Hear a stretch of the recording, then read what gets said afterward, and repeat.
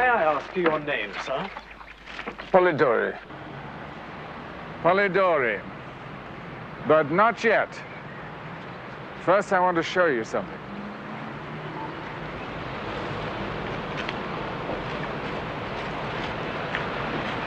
I dare say that most of you, when you saw your first Frankenstein film, assumed that it was a totally Hollywood creation.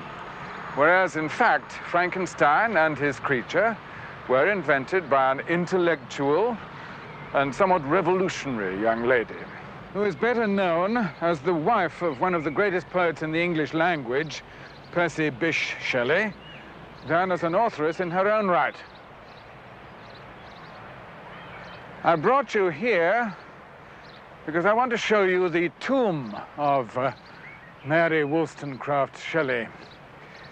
I think you'll enjoy the film much more if you bear in mind that it was a 19-year-old girl of good family who first breathed life into Frankenstein's creature. She will shock you with her horrific fancies. Go on, touch it.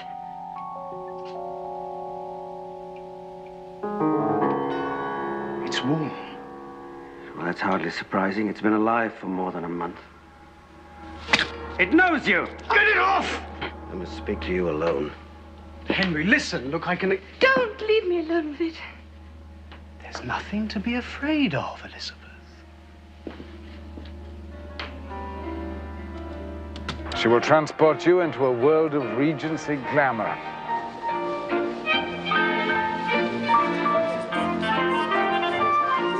To a world of danger and excitement.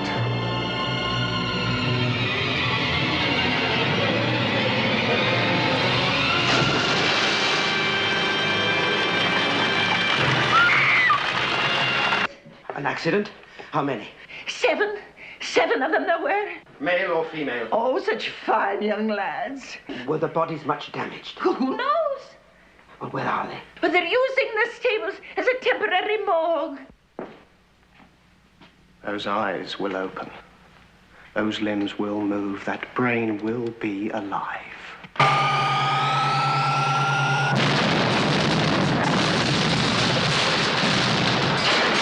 Scenes of rare beauty, such as when Prima, the female creature, is brought to life.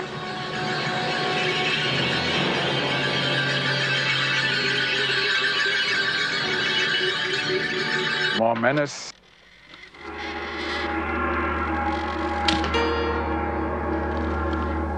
No, never! My experiment, as you call it. I shall regret that for as long as I live.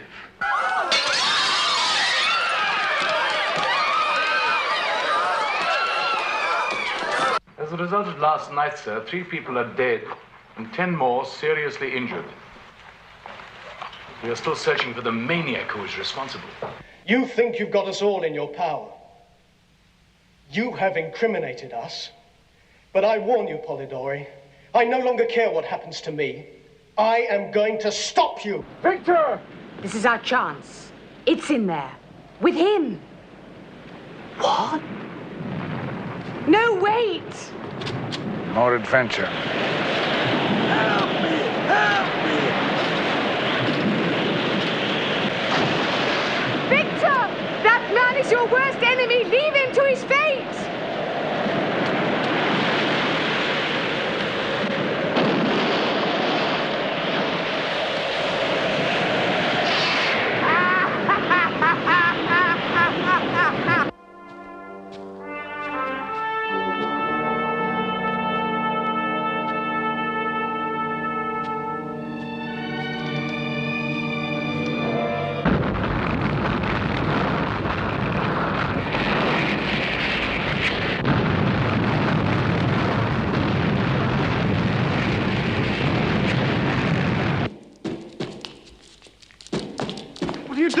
We're gonna burn the misshapen creature.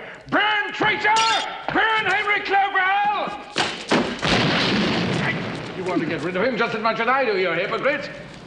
Out of here.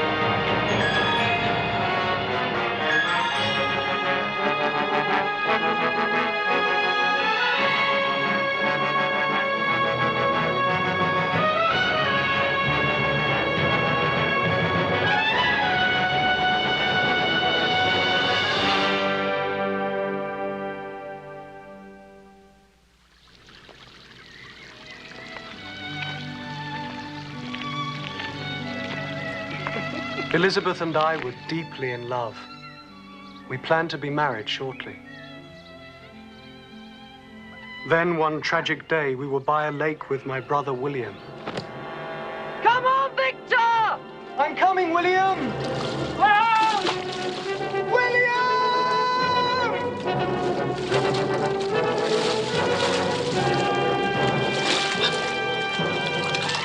He's drowning!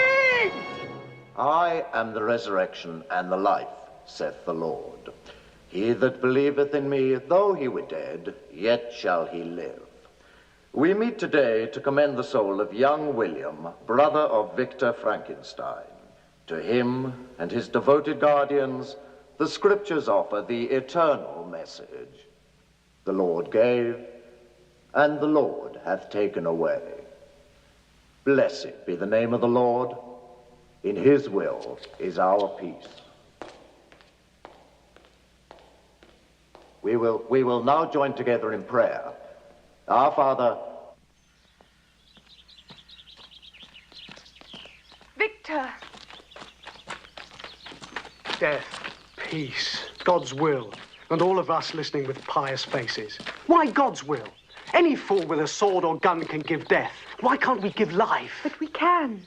One day, if God blesses us, when we're man and wife... So can a pair of animals.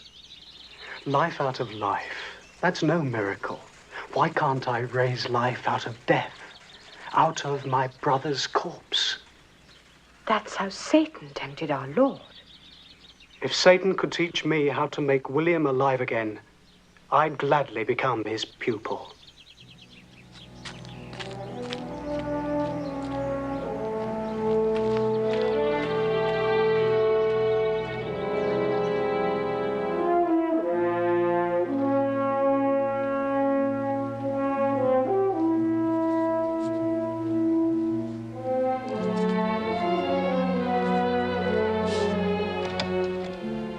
Oh, forgive me. Oh, no, please, sir. You're still hard at it, I see. Elizabeth tells me you want to go back to the hospital and do some more studying. Have you any objections, sir? Oh, no, my dear boy, none at all, no. I was just wondering, now that you're a fully fledged doctor, I thought you might like to start a practice. I'd be only too happy to help. Well, that's very kind of you, sir. But there's something I must try to find out first. I can't even define it exactly. Well, don't forget there's always help available, should you need it. Oh, don't think I'm ungrateful, sir. You've been better than any genuine father could have been. To both William and me. That's very kind of you, Victor. Thank you. Good night. Good night, sir.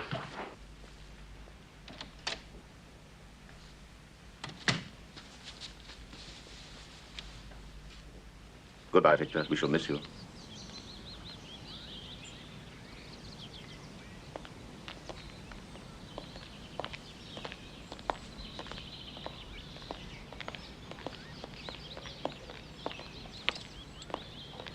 Elizabeth, my dearest girl, I know that lately I must have seemed unkind, but it was just because... There's no need to explain anything.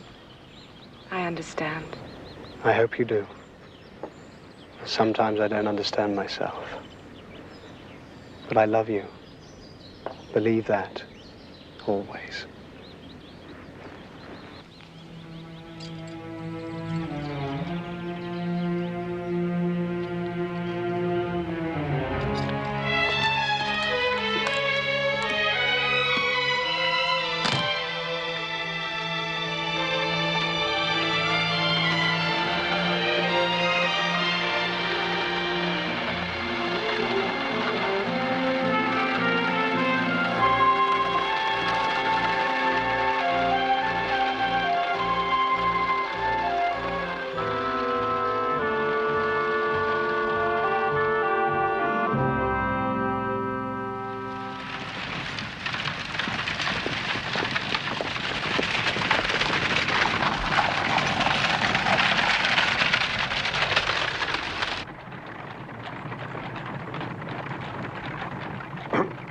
I don't mean to be presumptuous, sir, but you look extremely depressed. What's a stranger? I have no right to say this to you. I'm more than depressed, sir. My younger brother William was drowned just recently. Oh. He was only 16.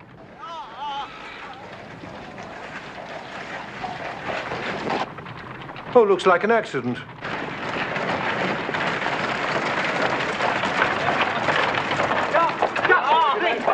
Can you help us? What happened? His arm was caught in the mill. It happened in a blink of an eyelid. Well, what do you expect us to do about it, my good man? We're taking him to the hospital. Come on. Gently.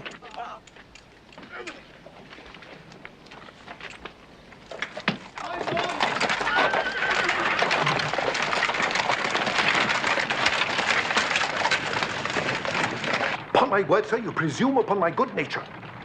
I have an urgent appointment. This man is in more of a hurry than you are, sir. Besides, the hospital was my destination anyway.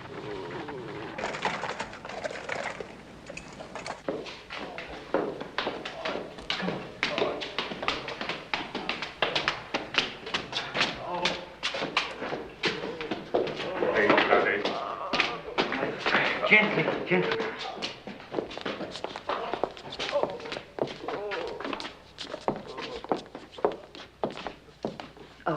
Dr. Frankenstein, it's a pleasure to see your face again.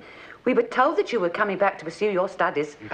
You look blooming as usual, Mrs. McGregor. Oh, thank you. Is the surgery occupied? Oh, yes, the new doctor's in there. Dr. Clerval, yes. He's a strange one. All right? Just give it. Right. This is the place now. You look after your head.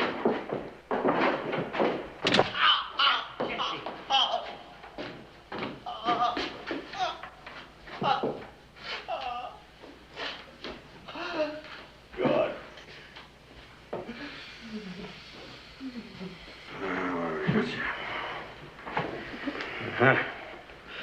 Easy. That arm is beautiful. Well, surely there's no hope of saving it, is there? Or don't you agree? Oh, certainly I agree. But you were the first to say that. Remember that. Well, I suppose you want to begin. Can I help? My name's Dr. Frankenstein. Yeah, I know who you are. I take care of his pulse. You give him anything? Indeed we did, Doctor. I doubt if he knows where he is, much less what he's here for. Yeah, we'll give him another. I'm sure it's only wasting good liquor. You bring me that. I'll be ready to hold him when I tell you. Yeah. Ready we are, Doctor. How's his pulse? Strong enough. Good. I've heard a lot about you, Frankenstein. The nurses find you entirely charming. Quite the opposite of me, in fact.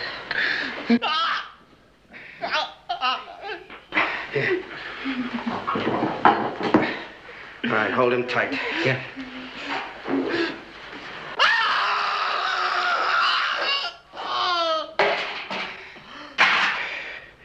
I'll match myself for speed against any sawbones in the land.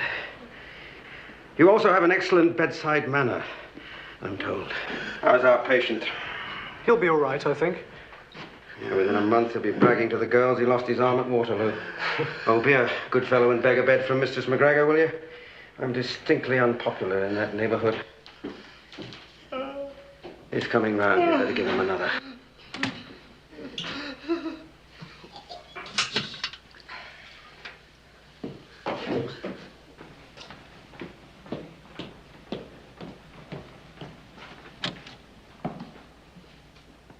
He's got his bed. Get pressure on there. Keep it up. How much do we owe you, Doctor? What's left in the bottle? Come.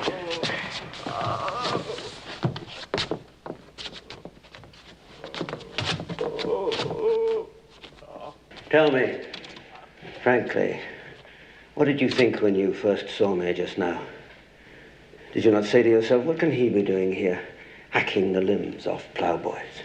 And did you not think, now there is someone of a different breed? Why, yes, I thought. Yes, maybe... I thought you did. Perhaps you even thought, now there's someone whose life has some great purpose in it.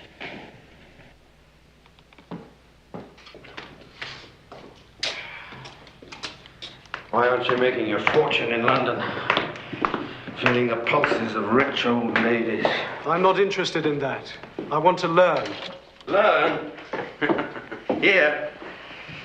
Oh, the professors here are afraid to venture beyond what their obsolete books have taught them. A new era in science is beginning. There are signposts everywhere, pointing the way. But they daren't go forward. The new science offers power. And power terrifies them. What kind of power? Power over death. Power over death? Yeah. You won't learn any of that from your esteemed professors. I talk too much. It's seldom I meet a kindred spirit. I wish you'd go on all night. Some other time, I feel confoundedly tired. When I work here, they let me sleep upstairs.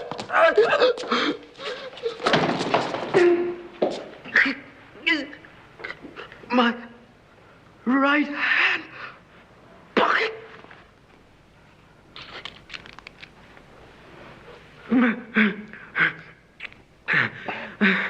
Oh, all right, that's better. Don't move. It's my own fault. I keep forgetting. I'm not supposed to exert myself. I'm supposed to take life very easily. Come, you should lie down. No. I shall be all right in a moment. Where's my bag? Ah, the secret's out.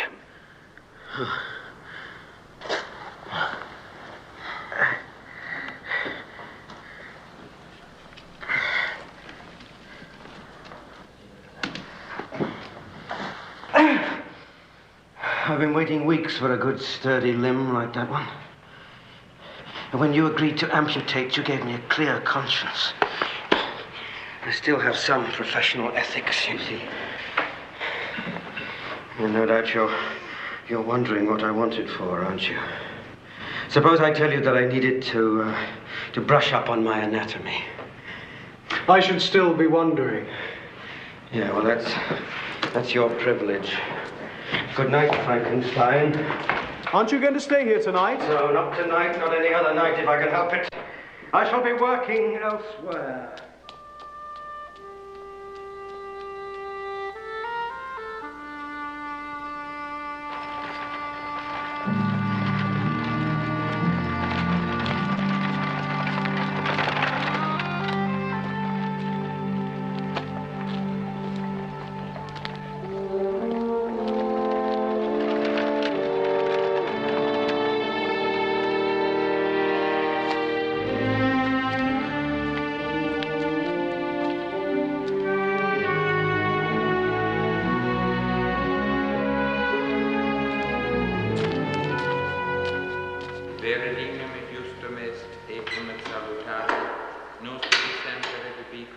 gratias agere, Domine Sancta Pater omnipotens aeterna Deus, qui communigenitor Filio Tuo, et Spiritus Sancto, unus est Deus, unus est Dominus, non in unius singularitate personae, sed in Confiteor Deo omnipotenti, Beate Mariae Semper Virgini, Beatum Michaeli, Arcangelo.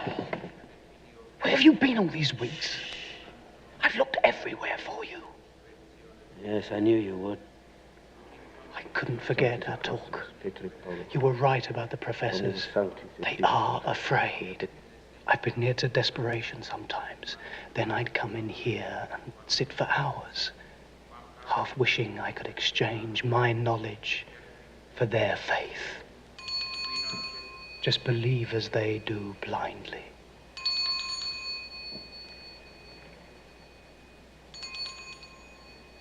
Why shouldn't you believe? That wine can become blood. That bread can become living flesh. That life can be brought forth from the lifeless. Why not? You believe that? Yes, I believe that. Not blindly, though. I believe because I know.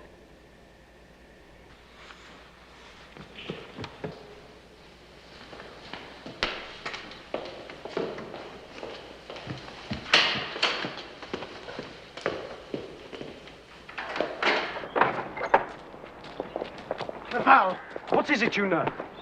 Why should I tell you? Give me one good reason. Because you're the signpost. If I go back now, I think I shall go mad. No, I suppose there is no good reason why you should tell me. Come with me.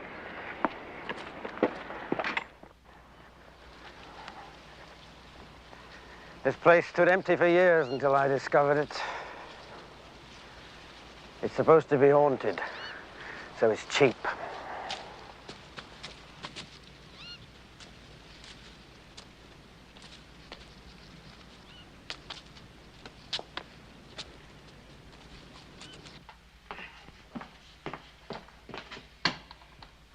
I've never seen anything like that before.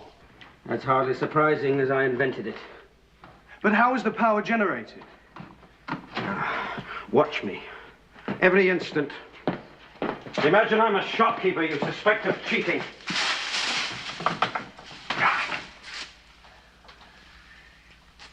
Now then.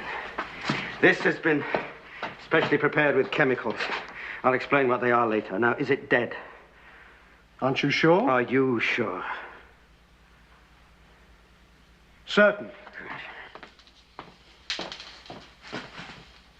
It seems that science must always begin by imitating the tricks we play with children. Except this is not a trick.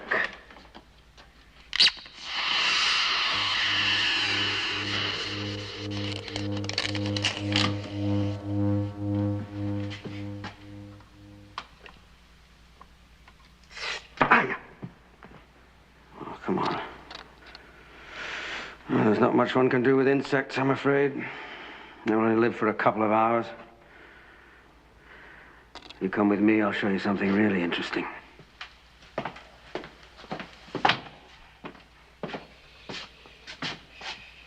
You recognize it?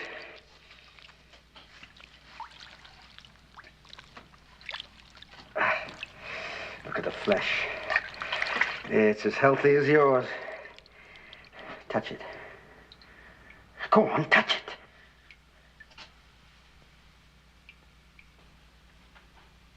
It's warm. Well, that's hardly surprising. It's been alive for more than a month. It knows you! Get it off! But it has quite a will of its own. This is a miracle. That's a first step. You asked me how the power for my batteries was generated.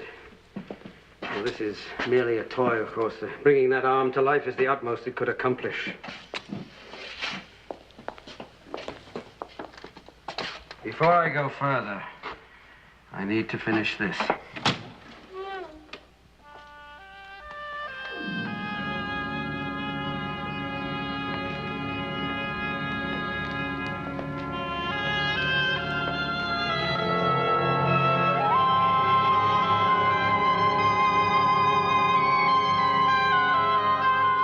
Building all this is quite beyond me now, as I've learned to my cost. I've been struggling with it for years. I don't understand. Huh? Oh, you know the story of Prometheus? He brought down fire from the heavens. Well, I brought down power. Power from the sun. It's power from the sun that gives life to the earth, to all of us. Now, using that power, I will create a living, breathing man. No, more than a man. The first of a new race. But I need your help, Victor. No. And you're afraid. I was afraid at first. It's the way we've been brought up. We've been brought up to fear. To fear the punishment of the gods. But Prometheus defied them. And they punished him. He scorned their punishment. So has every other hero who's stolen secrets from nature to give to mankind. Victor, you and I are almost strangers. But I can read your heart. I know we can work together. As you've seen, I'm subject to these wretched weaknesses. I'm helpless without your strength. All this must be finished quickly. The spring will soon be here, and with it the sunshine. If you refuse me, you will never forgive yourself. What if I fail you? Fail? That is a word that I shall teach you to forget. Will you join the Brotherhood of Prometheus? Will you defy the gods?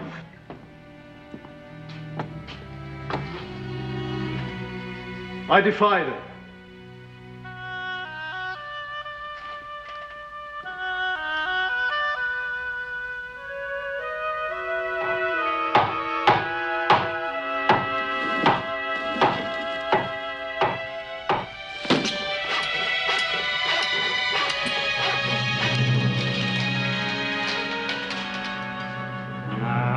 Make it smoother. Down, down.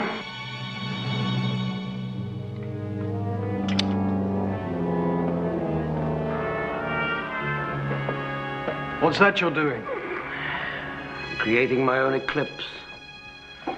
Take a look. It's the furnace of life. All that power. I can't use too much energy. We'll go blow this whole building apart.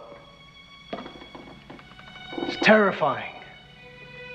Not if you know how to make it obey you.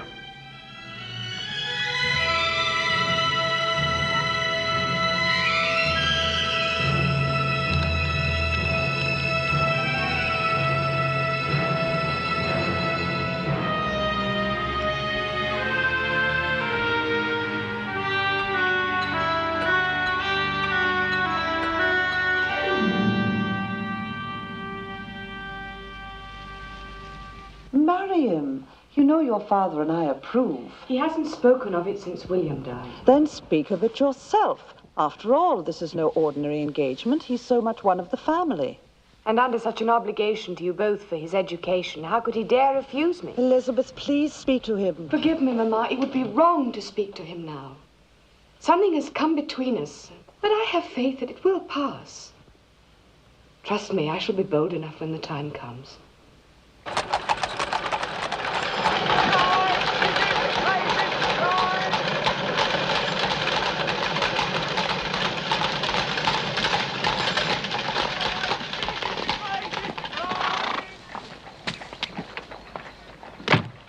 Thank you, ma'am.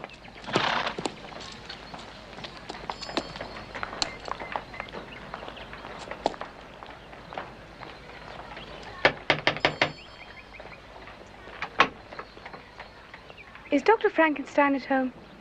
Yes. He's at home, but... Then, could I see him, please? Oh, I'm sorry, dearie, that's forbidden.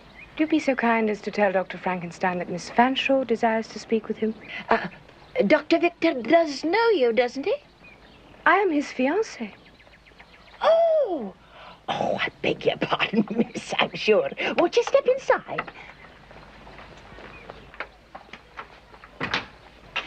I get the doctor.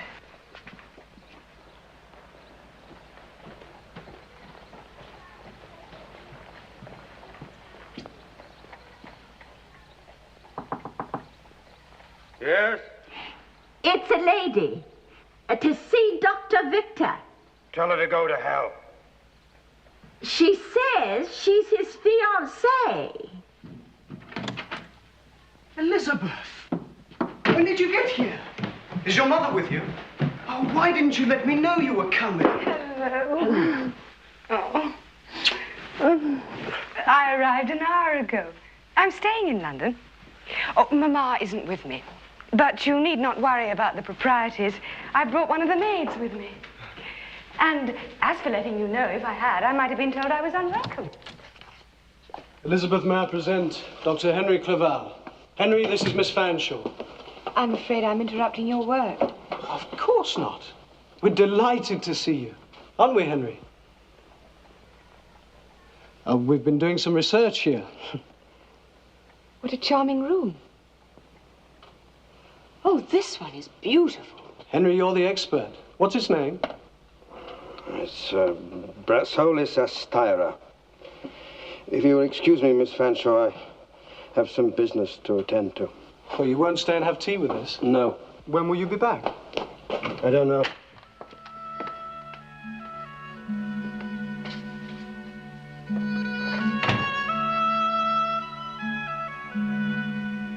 I'm afraid he doesn't like me. Oh, Henry, he's a bit of a recluse.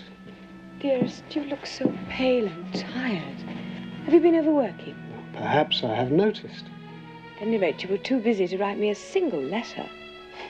That was thoughtless of me.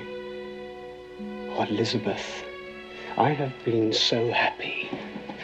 In the olden days, I was plodding along in the footsteps of others, but now I feel like an explorer. Well, what exactly are these studies, Victor? Oh, it's difficult to explain. Well, can't you at least try? In simple language, of course, suitable to my sex. Or has Dr. Clerval bound you to secrecy with some terrible oath? Don't!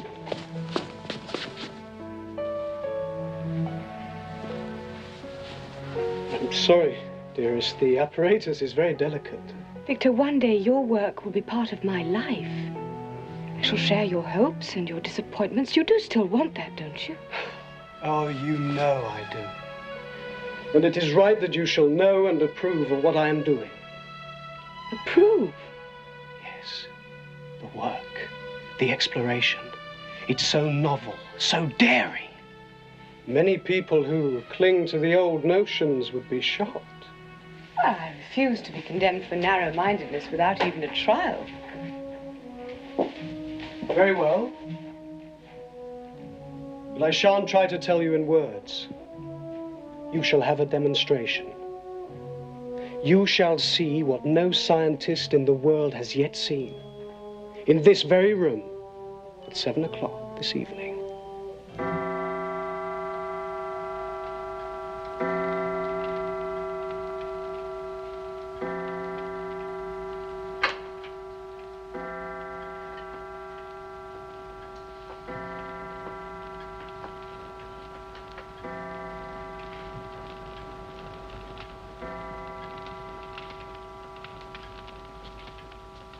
Victor? Victor? Are you there?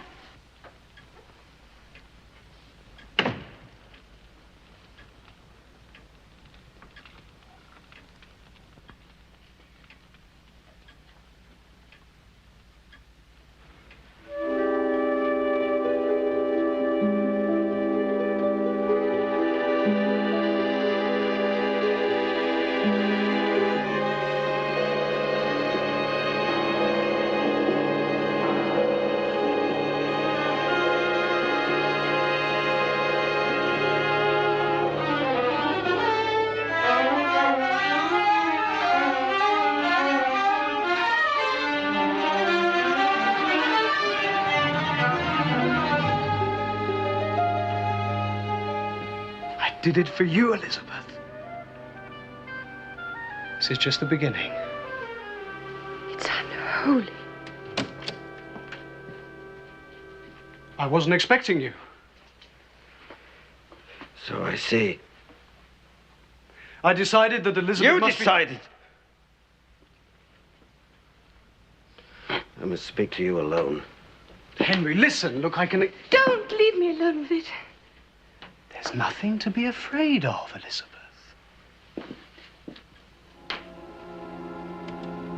You betrayed me for that ignorant, empty-headed girl. Henry, I am to blame, I know. I shouldn't have startled her like that. But if she has prejudices, it's just the fault of her education. Henry, I know I can trust her. She'll be a comrade to us. She'll inspire us in our work.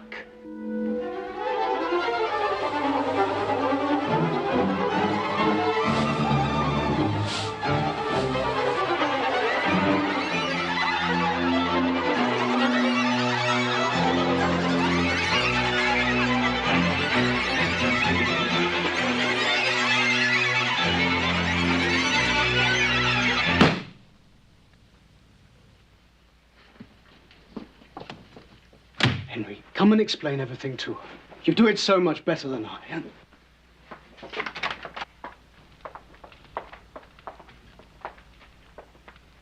Oh. Appears our comrade has deserted us.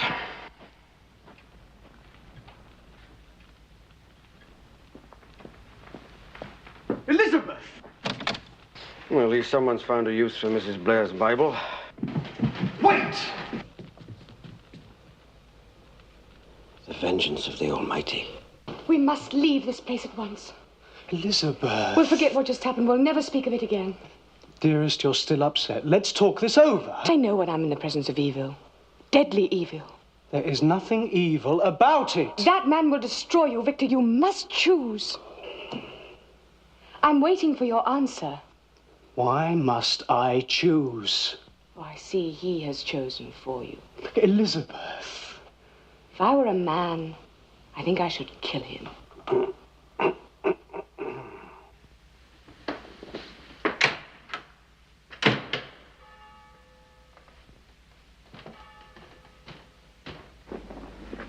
Miss Fanshawe, have you heard the news?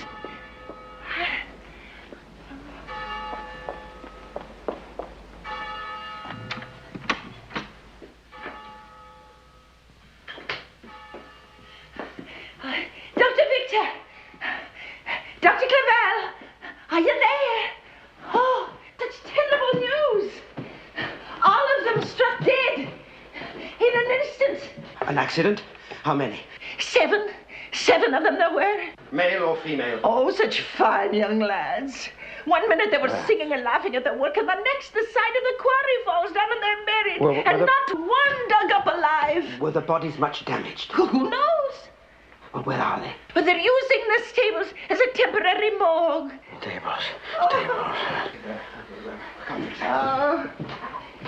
it's enough to shake your faith in divine providence. I'm sorry to hear you doubt the divine providence. We may not understand its workings, but we must have faith. Sometimes its blessings are disguised.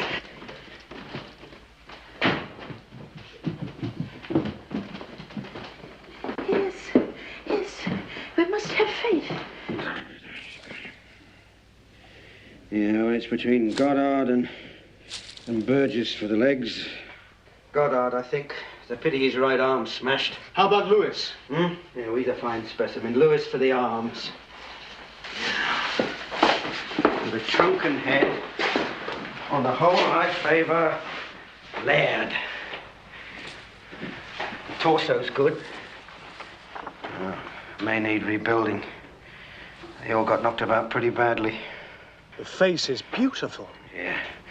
When we finish with him, his own mother won't know him. We shall do wonders with Laird. Beg pardon, Doctor. I've got the coffins with me, if you're finished.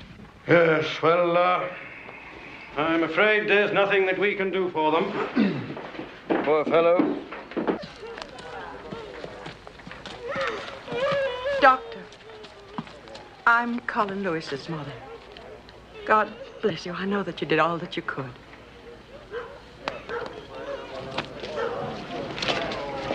I feel like the lowest hypocrite. Why shouldn't she bless you? We're giving her son a resurrection. Dr. Clerval. I thought you were still away on your travels. Aren't you going to present me to your friend, or should I say, colleague? Dr. Frankenstein, Dr. Polidori, and now if you would excuse us. I understand perfectly this terrible disaster. It must be keeping you very busy. Dr. Frankenstein, I'm sure we shall meet again. Henry, I shall continue to watch your career with the keenest interest.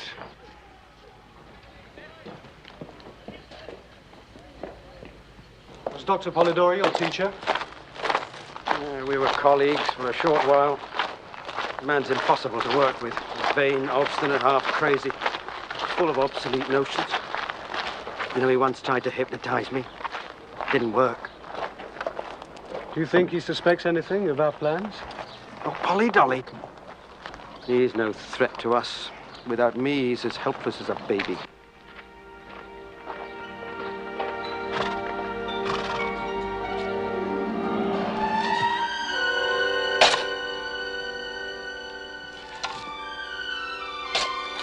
You sure I can't help?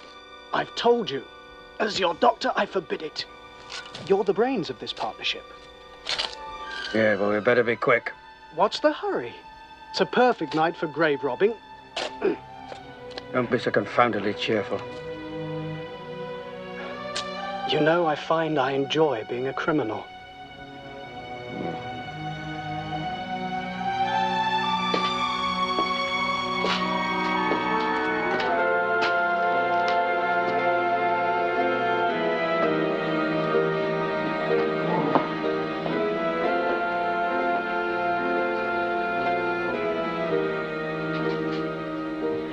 Why don't you use any of Dr. Polidori's ideas?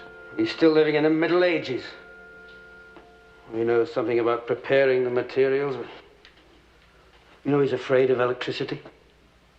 He hides in the cupboard every time there's a thunderstorm. And he ridicules my idea of taking energy from the sun. Old fool. One day, every page of this will be framed in gold. It will be exhibited in a great temple of science. It'll be the Bible of the new age. My name will be a household word. I feel as if we were two generals the night before battle. Before victory. You're positive? Yes. There is the living proof that our process works. Tomorrow morning, that whole body will be as perfect and unblemished as the flesh on that arm. Those eyes will open. Those limbs will move. That brain will be alive. Yes, Laird's brain. Brain of an ignorant peasant. Well, it's a good, healthy organ. Surely it can be educated. Victor, I'd gladly give a year of my life if I could find a brain worthy of that body. You certainly won't find one before tomorrow morning. I'll be back then. Try to get some rest. You too.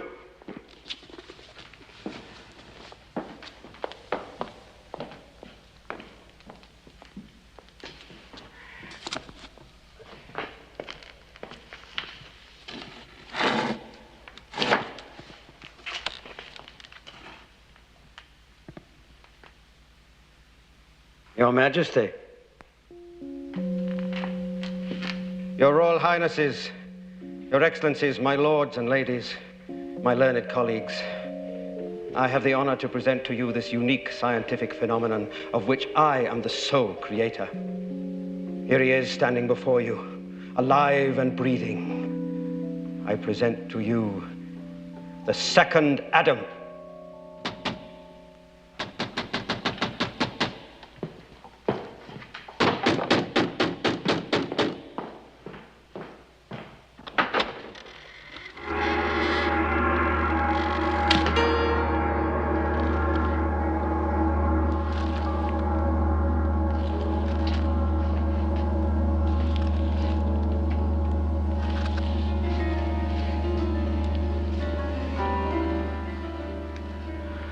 It's impossible. It can't be.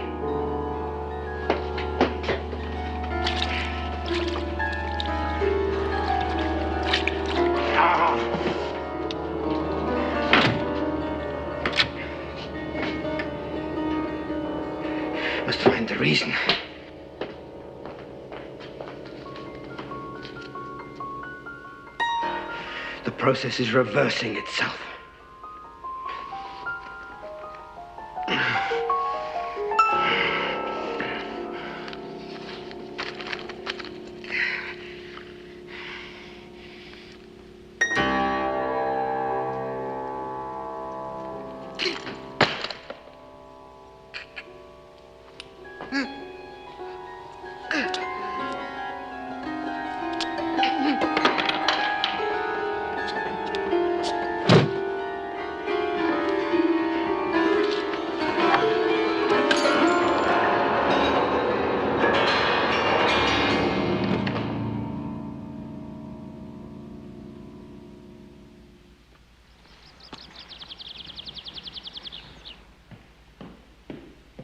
Henry! Henry?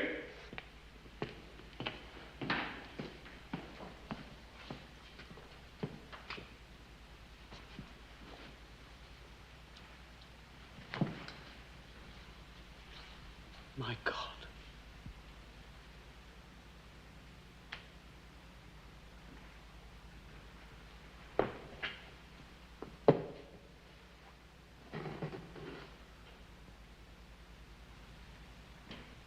The processes are ready to begin.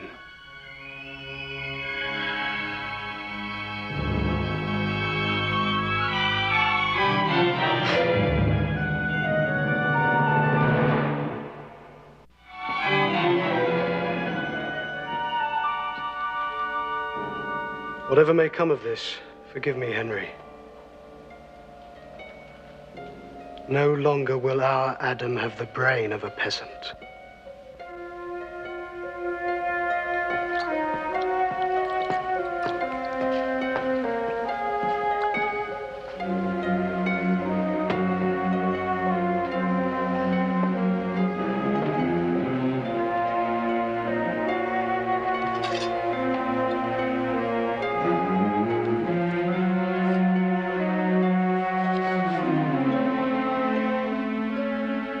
My dearest Elizabeth, today I am beginning a new experiment.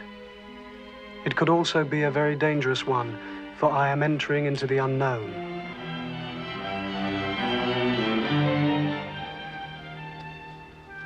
Should anything unforeseen happen to me, perhaps someone may find this letter and give it to you. Whatever happens, remember I have always loved you.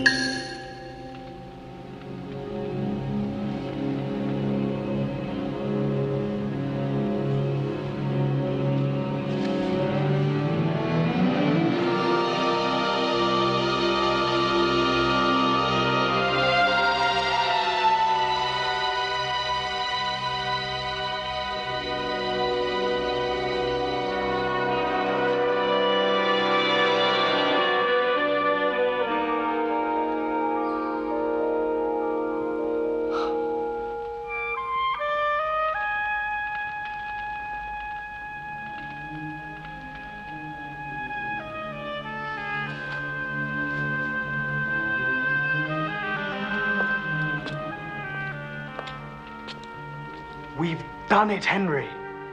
He's alive. Our perfect man. Our Adam. You are beautiful.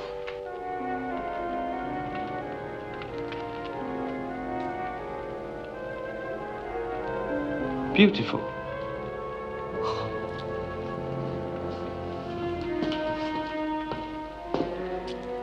Now, you must rest. Rest.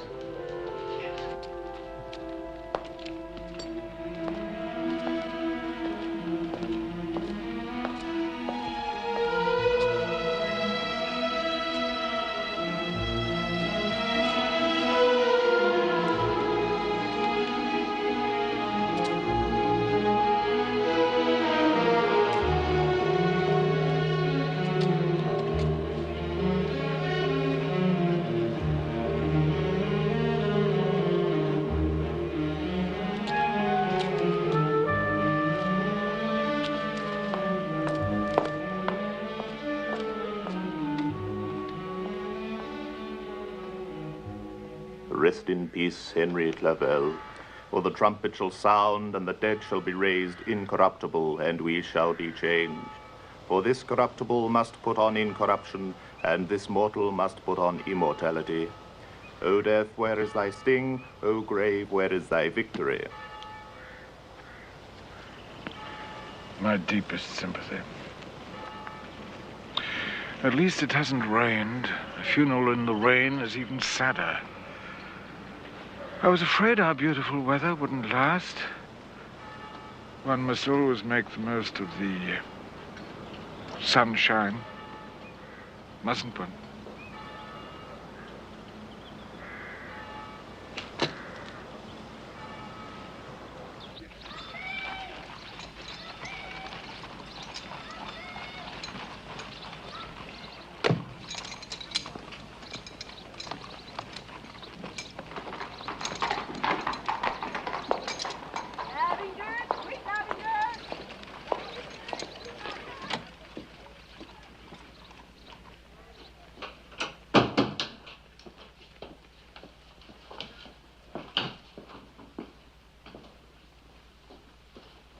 A friend of mine arrived unexpectedly.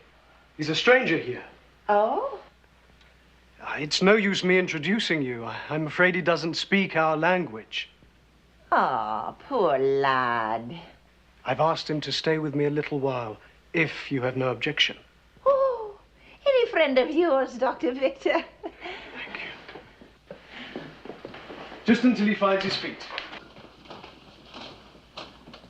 His feet?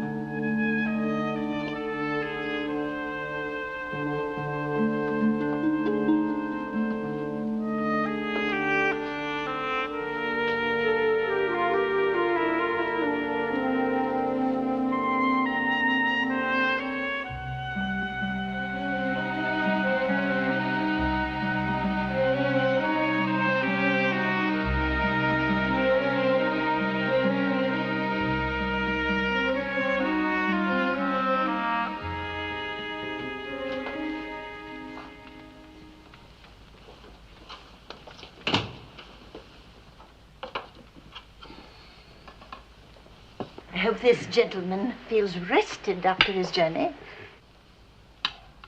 It was a terrible long one, I suppose. Our ways must seem very strange to him, I'm sure. And no doubt the climate isn't what he's used to. Well, I hope you'll enjoy your food. I'll be back for the tray.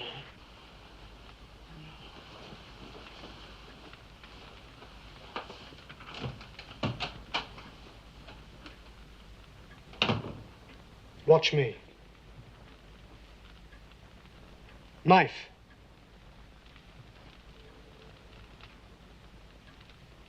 Fork.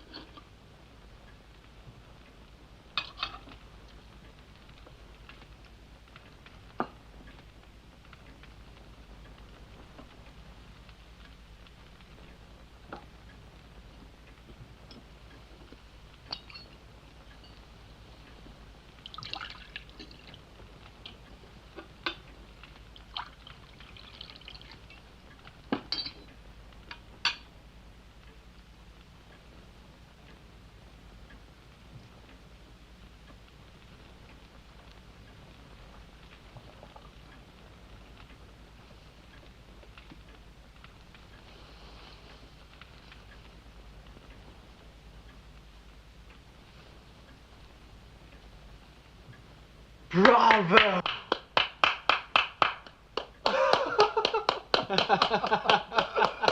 Window. Window. Bookcase. Bookcase. Very good. Bring me 2 books.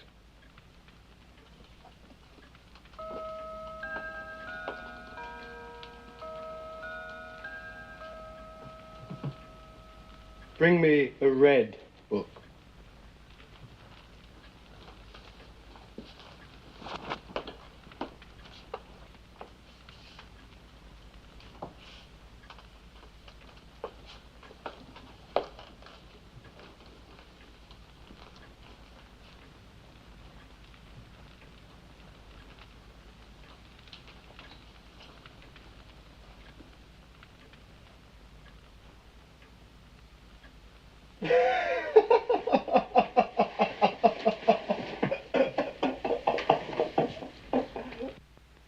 appears to need much sleep.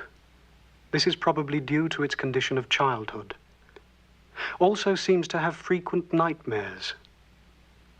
The coldness of the flesh is noticeable at all times, the body temperature being about 25 degrees lower than that of a normal human being. His powers of discrimination and reasoning are rapidly developing.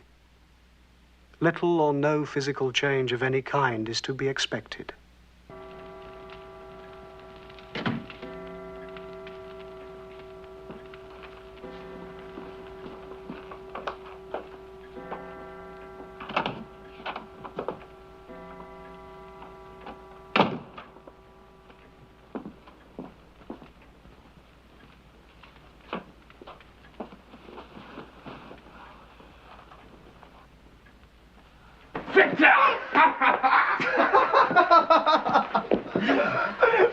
You startled me.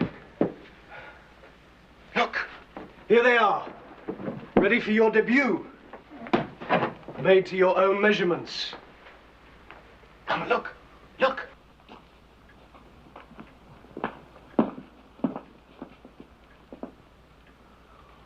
Now you shall be the greatest dandy in town. Victor. Beautiful.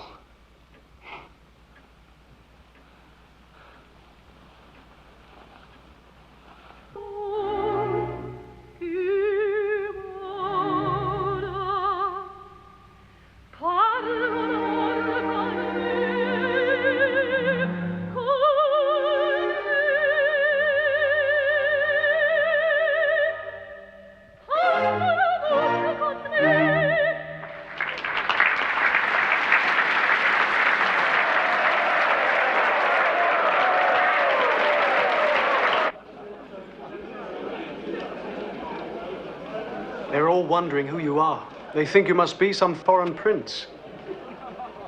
Dr. Frankenstein, you do not remember me?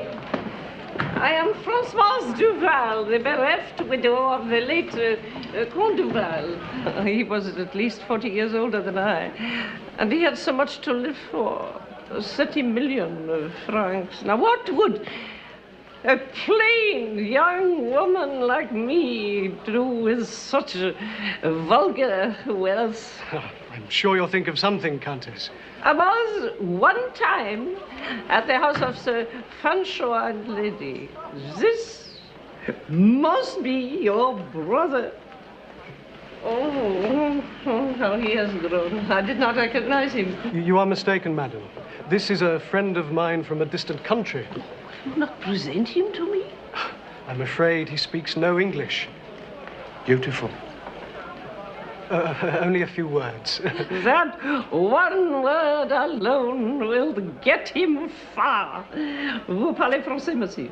He knows no European language. Parlez français. Excuse us. Je suis enchanté. Je suis enchanté. But his French is perfect. Please excuse us. 30 million francs.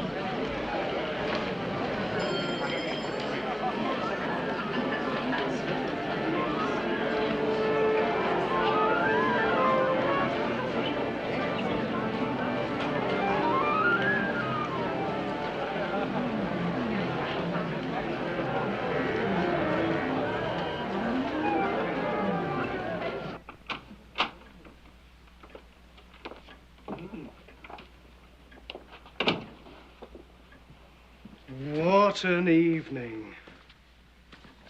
I must confess, just as we were about to go in, I came near to panic. But I should never have doubted you. You were magnificent.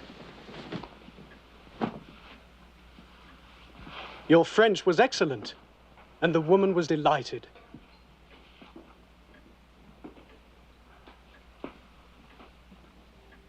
When that woman took you for my brother, it was like an omen. William did not die in vain. You shall be his monument. You who know nothing of greed or hatred, you shall teach us how to live. Everywhere you go, you shall bring happiness. Like that divine music. Figaro. Yes, like Figaro.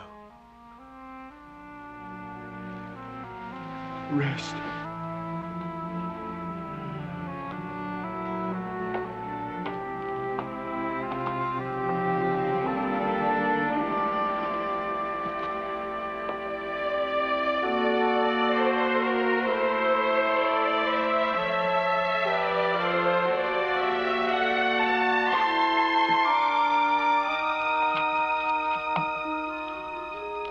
After this evening's success, it seems foolish to delay public announcement.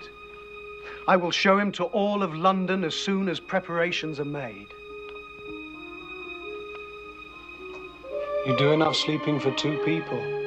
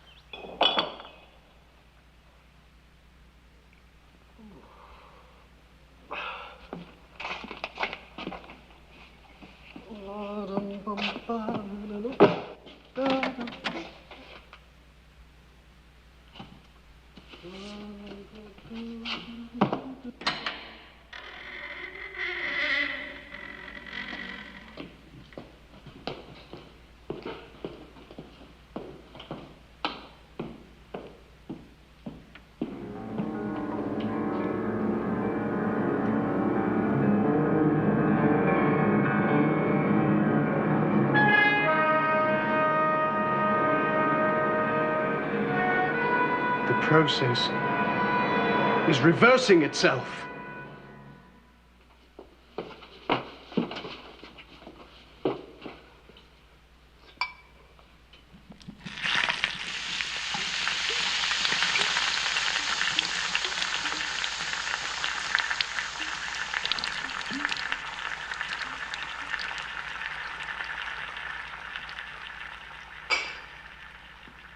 Victor?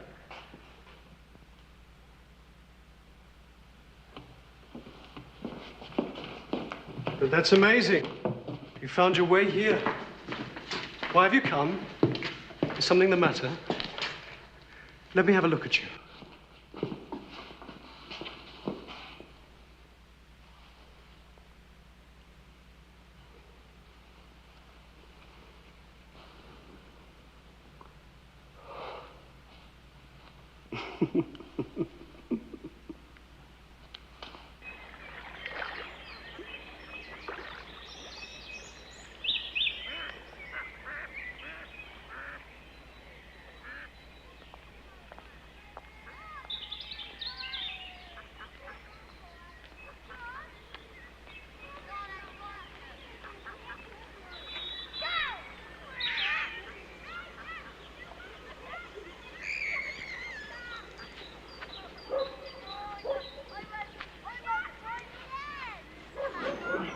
Now stand up there, my pretty, and I'll give you a drink of water.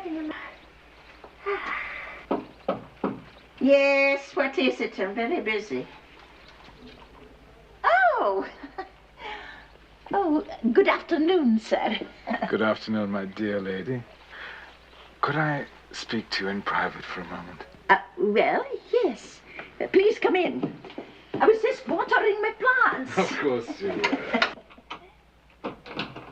Madam, your lodgings have been highly recommended to me. I have a friend who's coming shortly from the continent. He's asked me to secure suitable rooms for him. Oh, sir, I'm so sorry. But I have only one room to let, and it is presently occupied by a very charming gentleman. My dear lady, if your tenant is out for the moment, perhaps you can show me the room.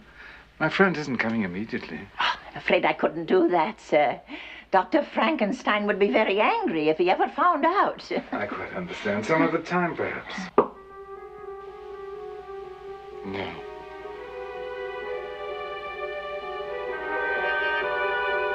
Show me Dr. Frankenstein's room. Yes, sir. Hello. Hello. How are you? Hello. Hello.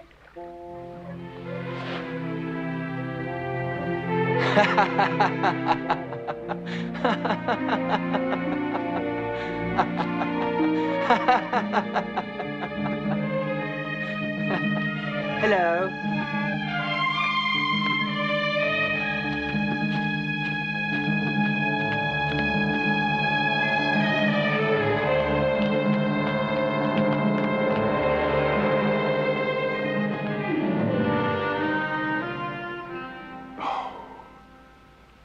The fools.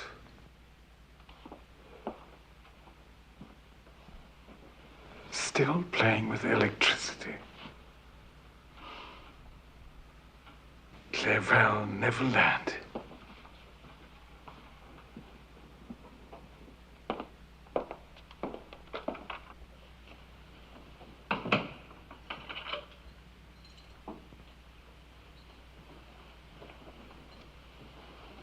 I water my plants twice each day. The gardener said to do it only once. But my plants are much prettier than his. You see, I talk to my plants, and he doesn't. That's the trouble. That's the trouble. Oh, as I was saying, when I do have a vacancy, I'll be happy to let you know. Oh, I hope you understand why I can't show you the room now. I understand perfectly. Some other time, perhaps. Yes, sir.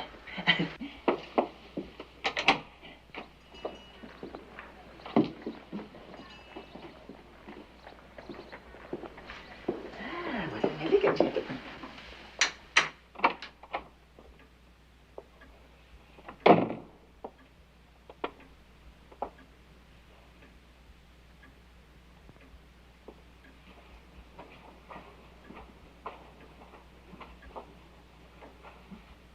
3 weeks have passed and I have kept him locked in the bedroom under constant observation. There is continuing enlargement of frontal bone and mandibles, usually occurring while he is asleep and having nightmares. I can no longer hope the process will arrest itself.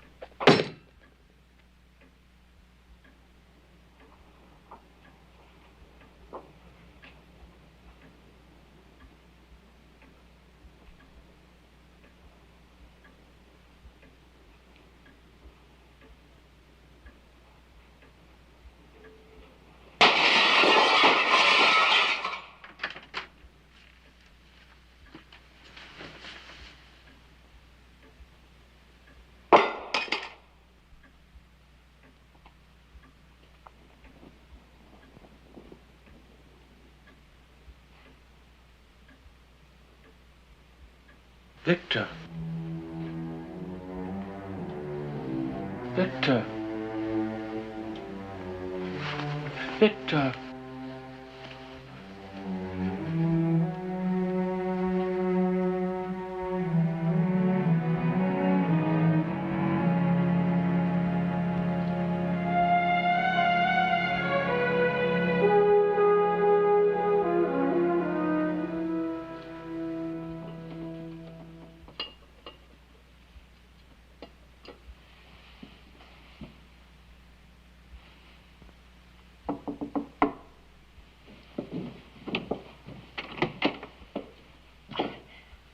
How is he? There's no improvement. I wish you'd let me in there. The bed linen ought to be changed. I told you, it's infectious. As if I cared. I've nursed my whole brood through the measles and the chicken pox and the mumps. I have to remind you, Mrs. Blair, that I am a physician.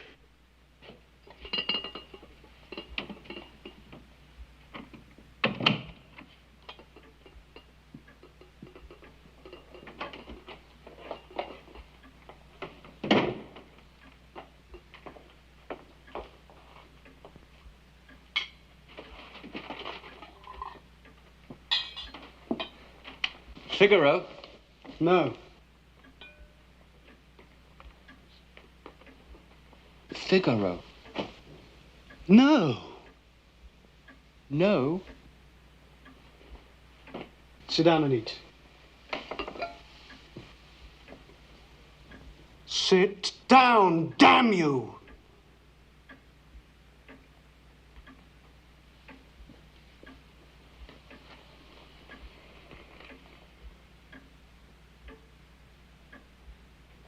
Victor.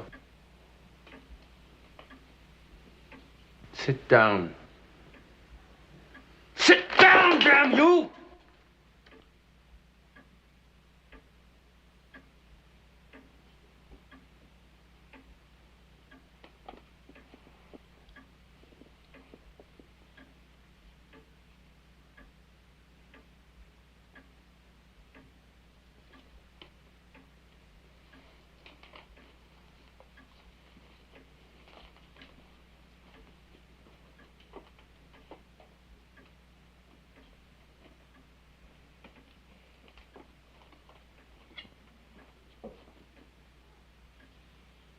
Victor. Books?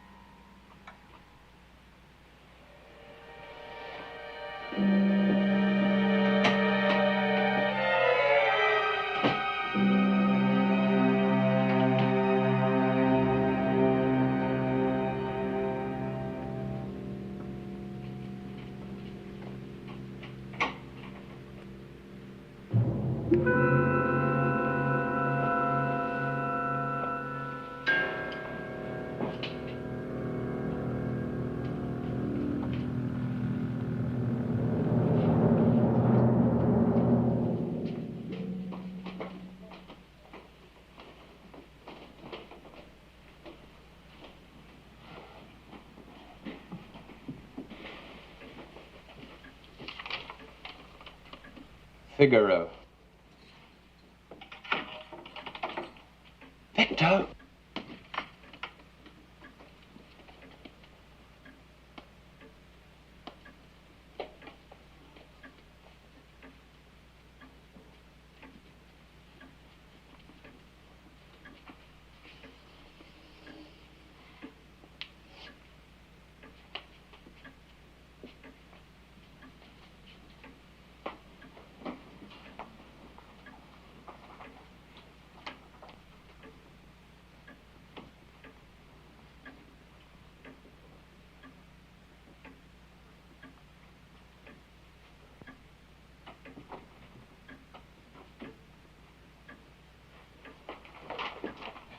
Figaro! Figaro?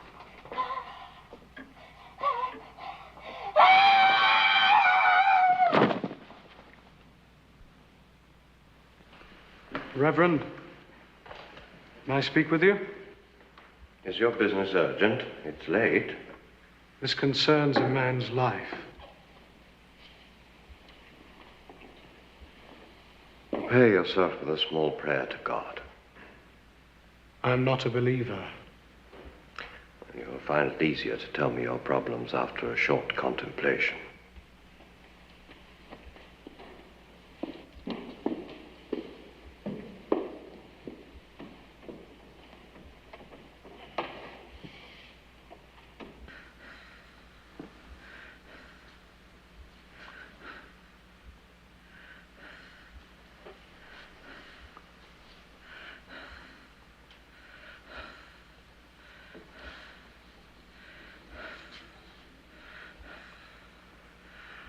Figaro?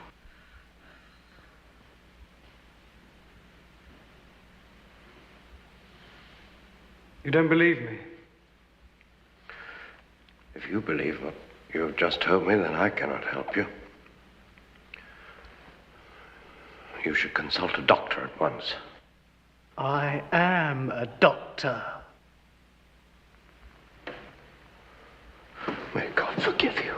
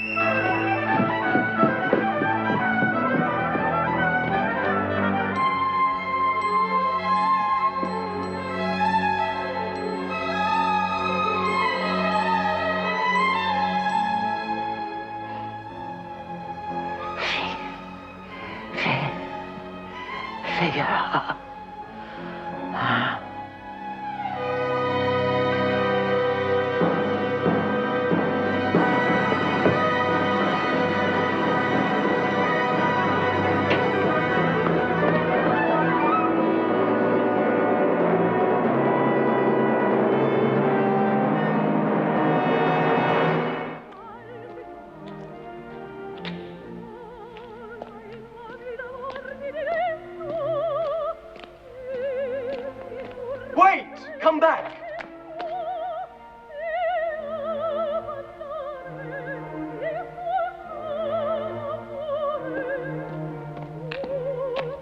Figaro? No. Mrs. Blair is dead.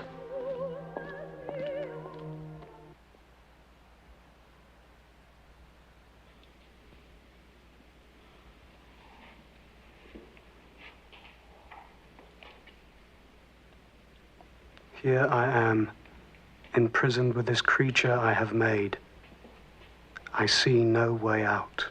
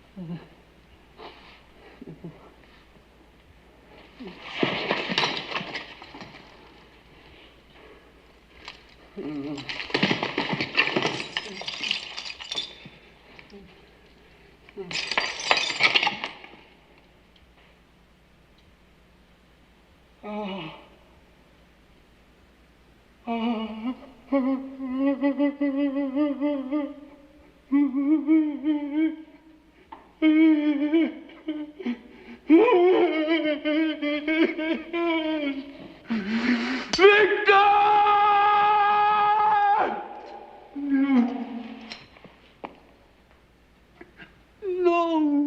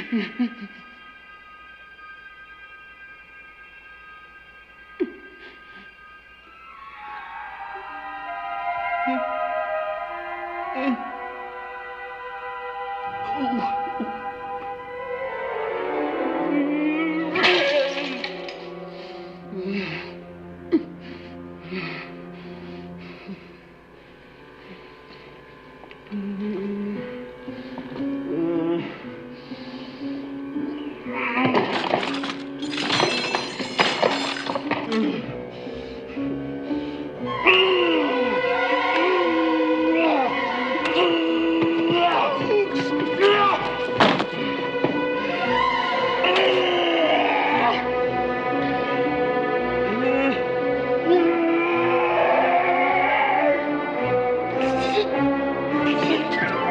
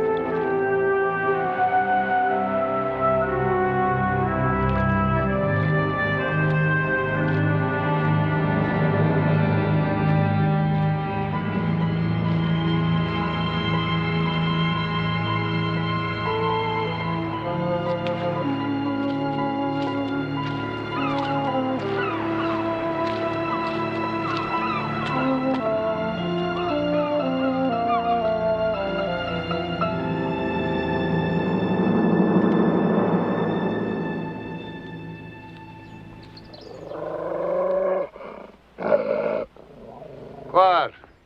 What, Toby? You must excuse him.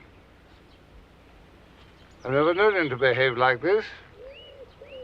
I've been trying to teach him that there's no such thing as a stranger.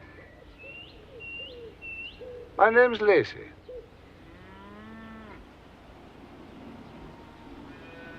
You've got an unusual hand, sir. Uncommonly cold. Cold hand, warm heart, eh? Uncommonly powerful, too. The hand of a man who can get what he wants. I pride myself on knowing hands. I can't quite make you out. If you'll permit me... Never mind. I'll respect your privacy. But I'd be grateful for your company. Please go with me. My house is just beyond the trees. Agatha, my granddaughter's at the market. There goes Toby. He thinks it's dinner time.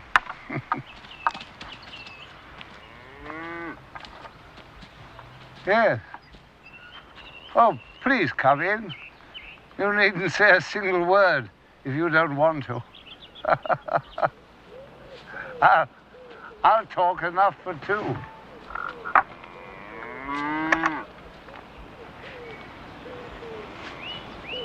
Beautiful. What? Beautiful. Oh, the flowers, yes. Agatha and I get so much pleasure from them. Please come in. Your clothing's wet. Let me get you something dry.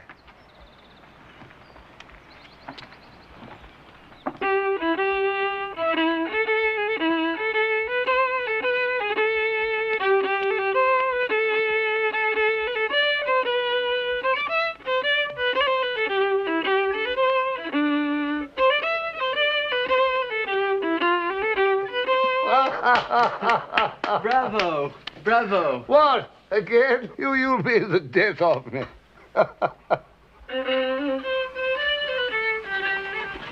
The cart. Yes, that's them. I can hear them. Oh, yes. Yes, you wait till you see Agatha. You'll fall in love with her. They all do. Oh, how lovely. There you are. We sold all our wood, and the vegetables, and the eggs, and we spent all the money. Tonight, Grandfather, I'm going to cook you the best supper you ever had. We've a guest inside. Felix, I lent him some of your clothes.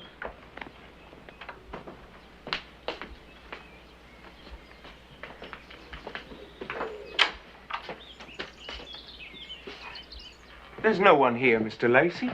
What? How strange. Just when I thought I was gaining his confidence. Never mind. He'll be back. I invited him to dinner.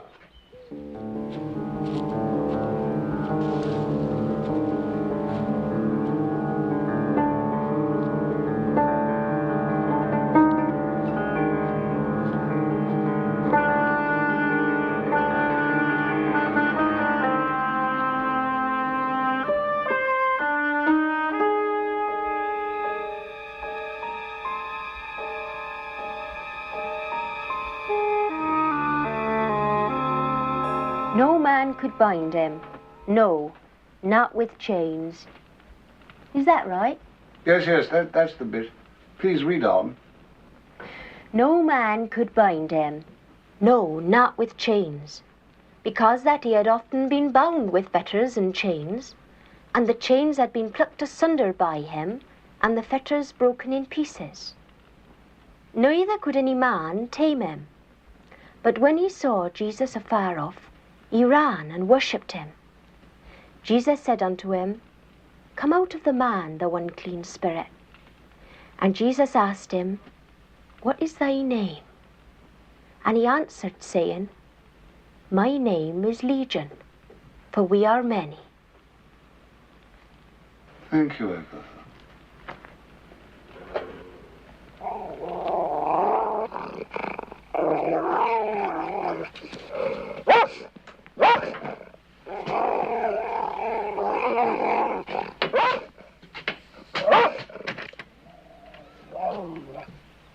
Friend, if you're there, come in. Oh, don't be afraid. We won't hurt you.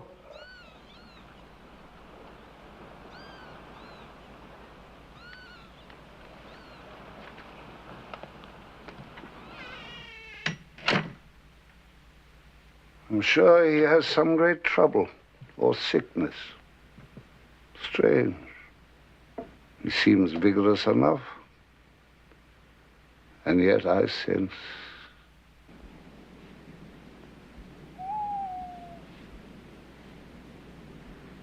My name is Legion, for we are many.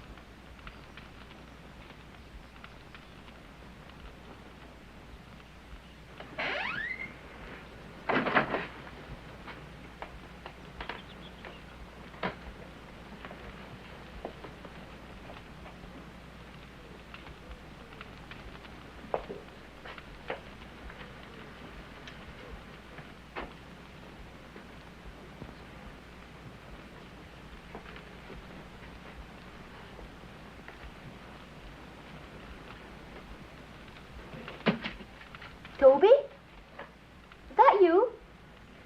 I'm going to take Felix's dinner. You coming with me?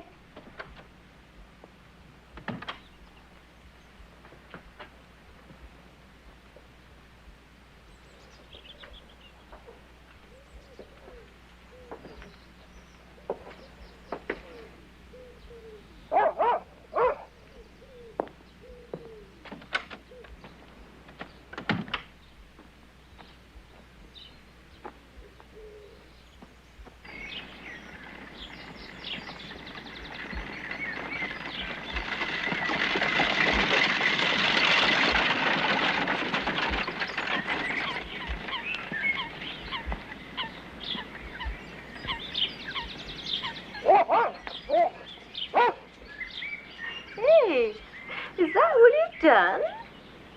You're lazy. Surely Grandfather will hire someone else to do the chores.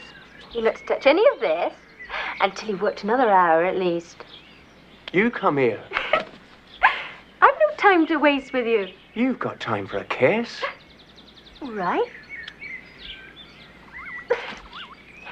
Have you no shame? Somebody might come by. Have you no shame? Somebody might come by. That's enough now. I got work to do. So have you. You good for nothing? Toby? Come on, Toby.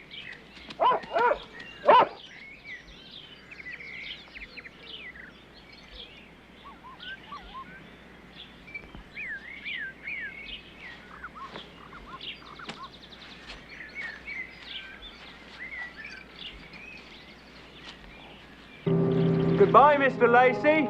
Don't expect us back before sunset.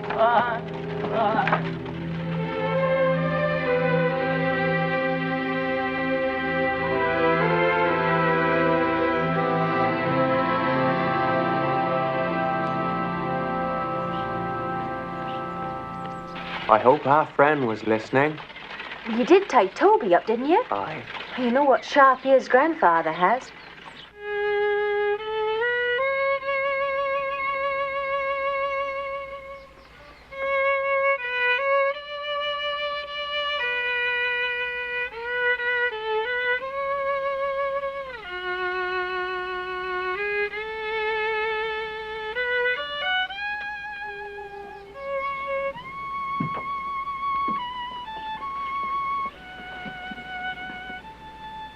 I think you're right. Grandfather's friend is in there with him. When you hear me open the front door, you come in from here. Oh, I always did like playing hide and seek.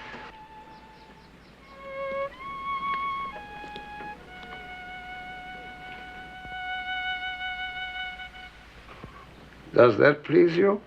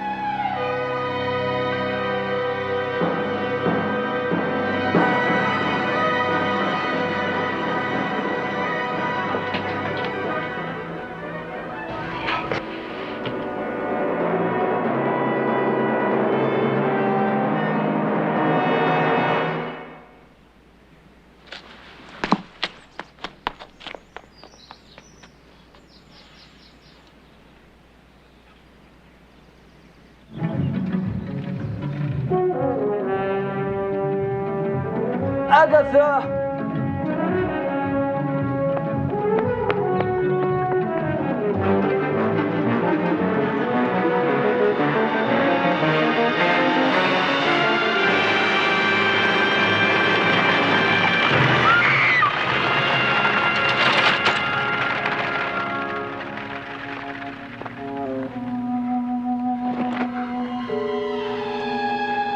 Agatha?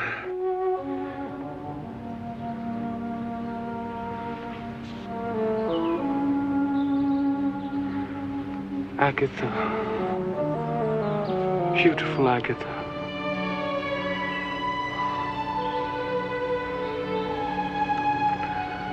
Rest.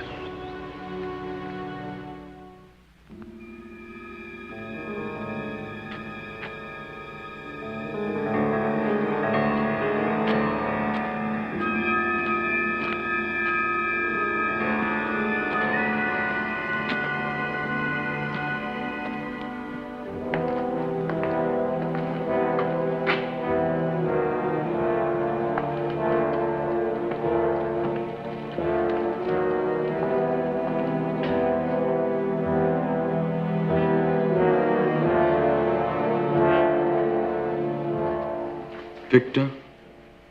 Victor isn't here. You brought a friend with you, I see. Agatha. The whole village has heard about your little escapade. Don't worry. You'll be quite safe here. Chingni Nai Cheng Mauching.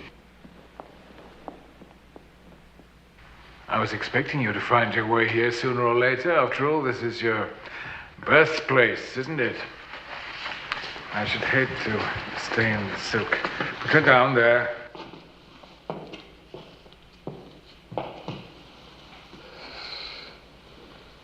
I remember the house where I was born, the little window where the sun kept peeping in at morn.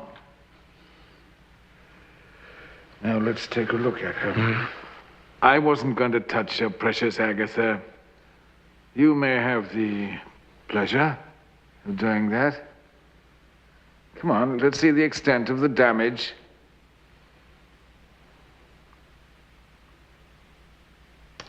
Come on, I've no use for delicacy, particularly in monsters. Lift it up.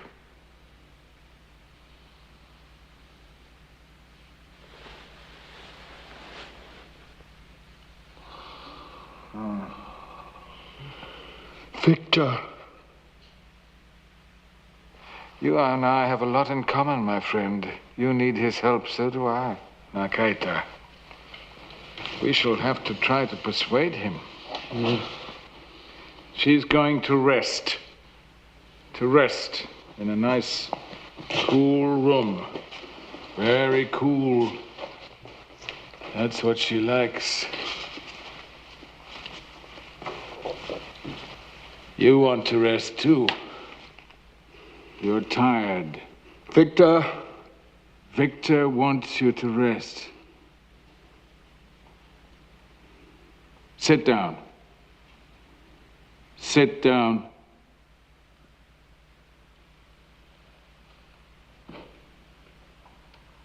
That's better. Now, I will ask you a question and you will answer me. Who made you? Victor. Bravo. It's a wise monster that knows its own father. Not only made you, he made a mess of you. Who are you? Who are you?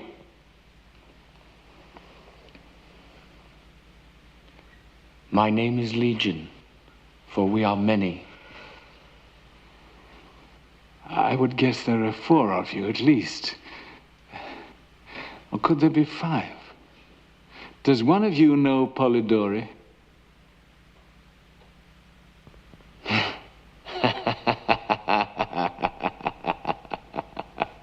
Polidori? Polidori? Henry. You know I hate that silly talk. Say something intelligible. It's impossible. It can't be. I must find a reason. The process is reversing itself. What poetic justice. You stole my secrets, and now Frankenstein has stolen your brain. You and your solar energy.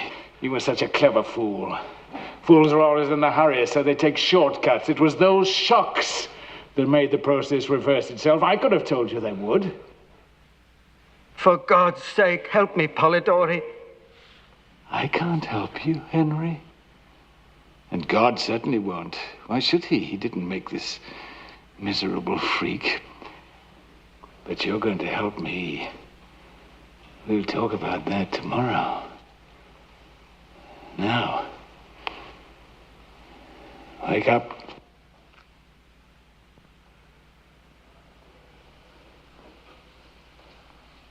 You're hungry.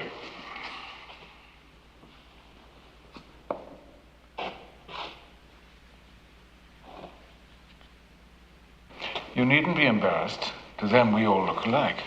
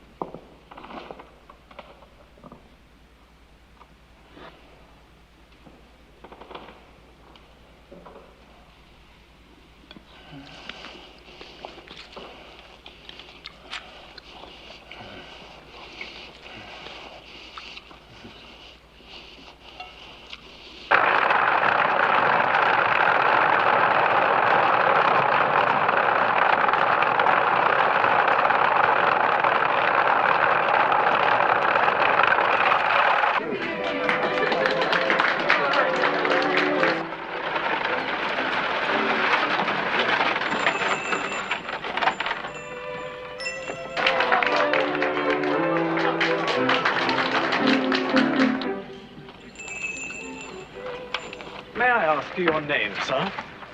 Polidori. Excuse me, sir, I don't find it here. It would be odd if you did.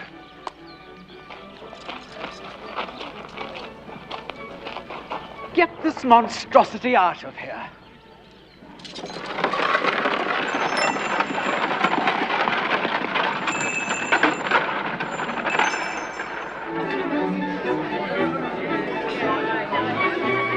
Victor, this is the day I've dreamed of all my life.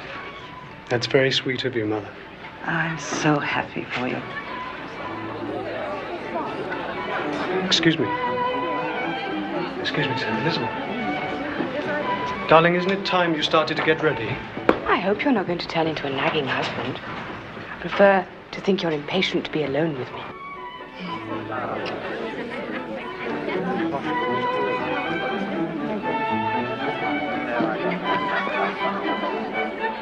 Why have you come here today? Surely you must realize that today is your wedding day. That's precisely why I chose it. Come this way. My answer is no, never! My experiment, as you call it, I shall regret that for as long as I live. I am guilty of that wretched creature's birth and death. Your only crime, my dear sir, is inexperience. I can show you where you went wrong. Come now. As a man of science, the prospect must tempt you. I can see that it does. If you are misguided enough to go on with these researches, you must do so alone. That is out of the question, alas. Oblige me by taking off my gloves.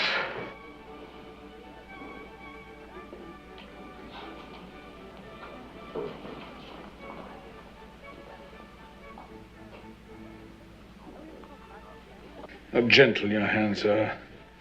The hands of a born surgeon. I have my battle scars like every old campaigner. You see.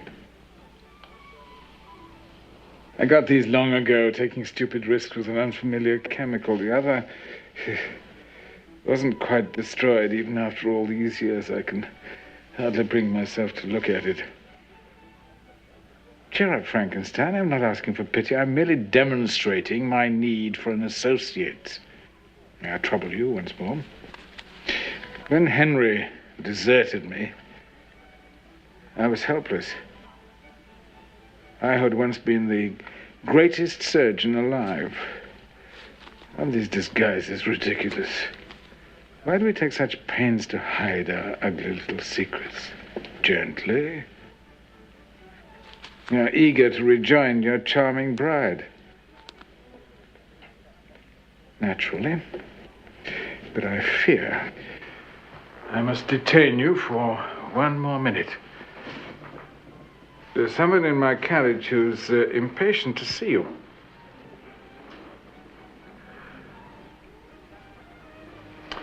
Thank you, my dear colleague.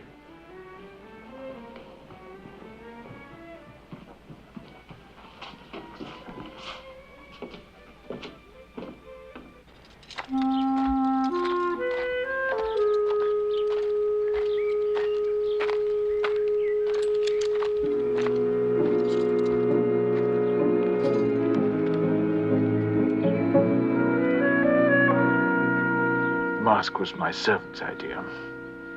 An extra precaution. Victor. A touching reunion. Sit down.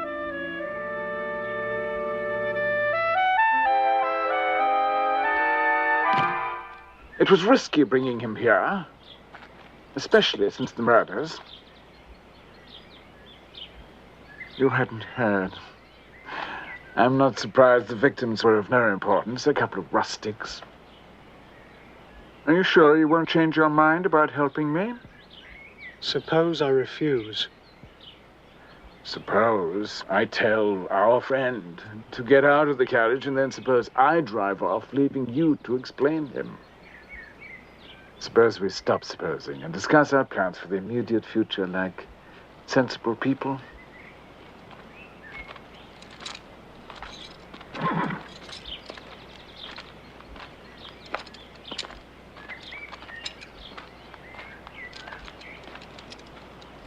Here they come.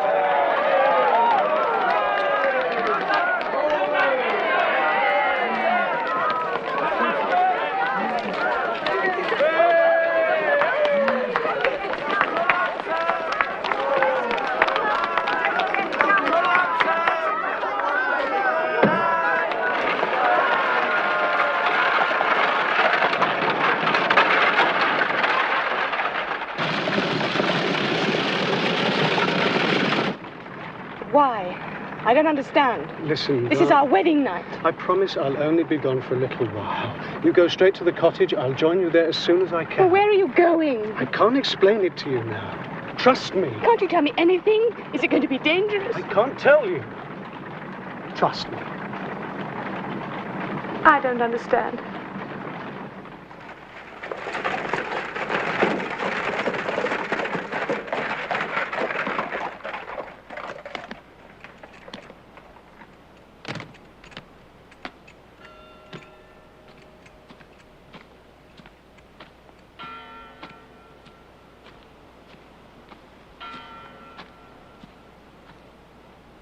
Mrs. Frankenstein, I want you to know how very much I admire your courage and your understanding.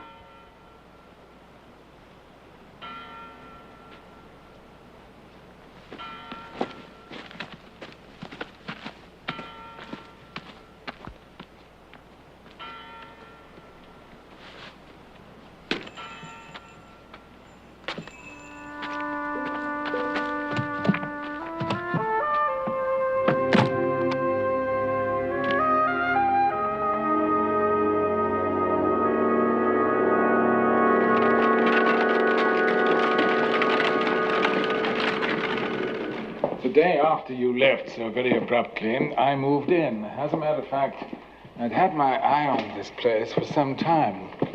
Being a confirmed traveler, I've learned to make myself at home wherever I go. Some of these preparations are exceedingly volatile. They must be used within a few hours. And you got them ready in advance?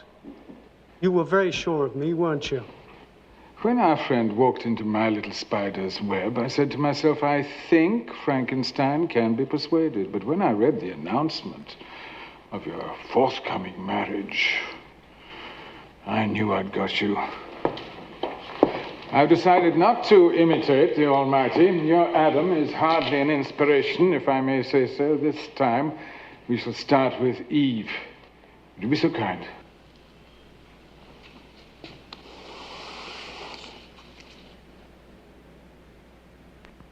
The head is his contribution. It has sentimental associations. Too bad there isn't more of her. This was all we could use. But your genius with the scalpel will make it the most beautiful head that England has ever seen. Remove that sheet. Violence may be unavoidable, but clumsiness is inexcusable. I had to send my servants to find the rest of the material. It's not a bad batch, but still it won't be easy. Still, if we should make a mess of her, our friend can have her, if she'll have him. Don't stand mooning there. I hate that silly mask. Get rid of it. It's worse than your ugly face.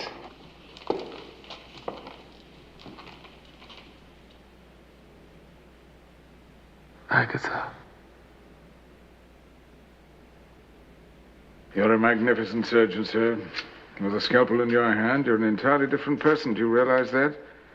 And this morning, you were cutting a wedding cake. Can we start the process? Listen to him. After 6 hours of surgery.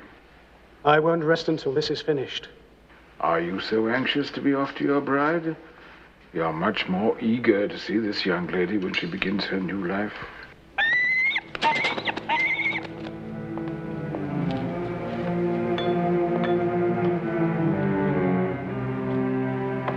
You have everything? Just a touch.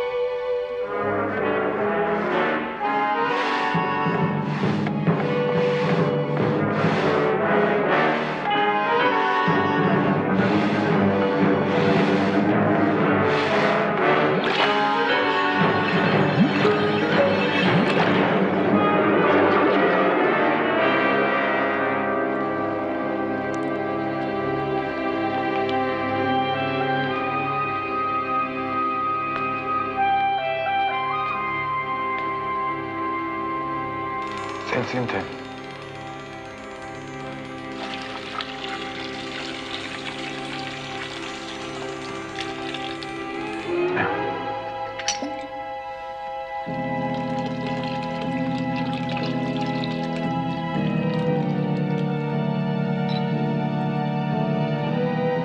This will affect the skin and the hair. You'll see the difference.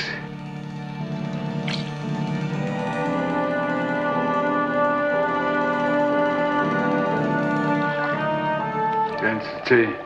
187.3. Perfect.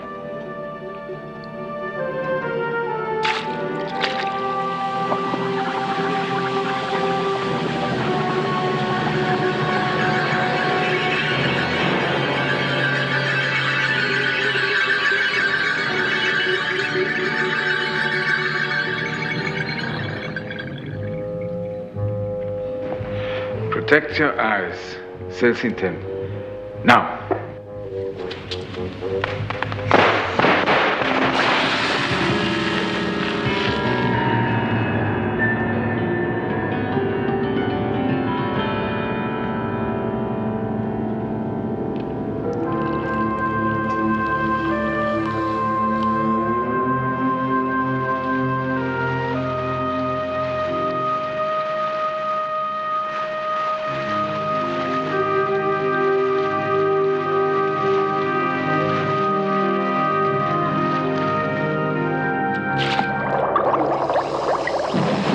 Attention.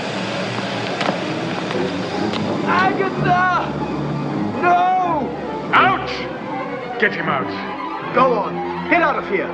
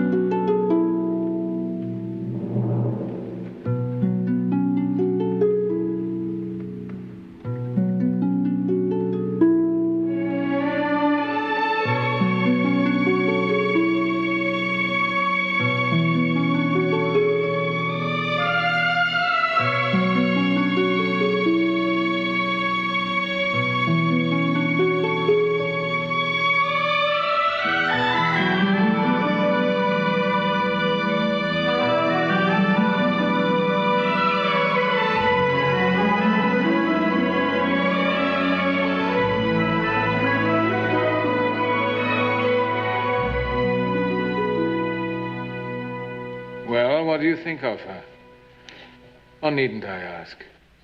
She's an angel. Angels are as common as sparrows, but this young lady is the first of her species. I think I shall call her Prima. Prima. Mrs. Frankenstein will accuse me of delaying you. Oh, yes, I'd better go. Won't you say goodbye to Prima? After all, you are, so to speak, her godfather. Nobody could object to your kissing her.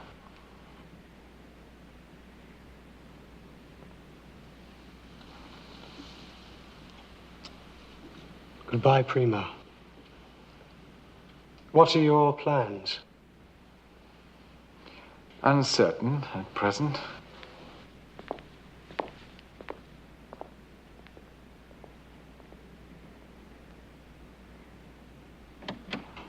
Excuse me, milady.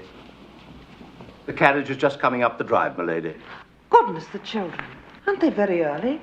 No, it's after 5. When I'm with you, Doctor, I always lose track of the time. Elizabeth wrote me that she's expecting. Oh? Well, they've been gone 4 months.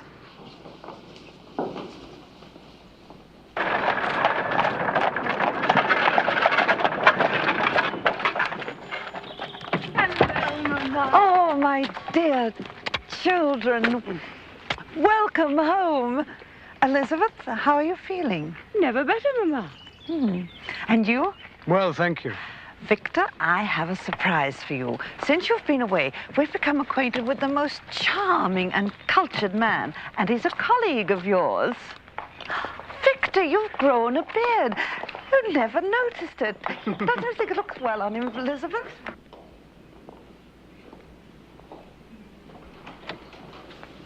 Dr. Polidori, this is my daughter, Elizabeth.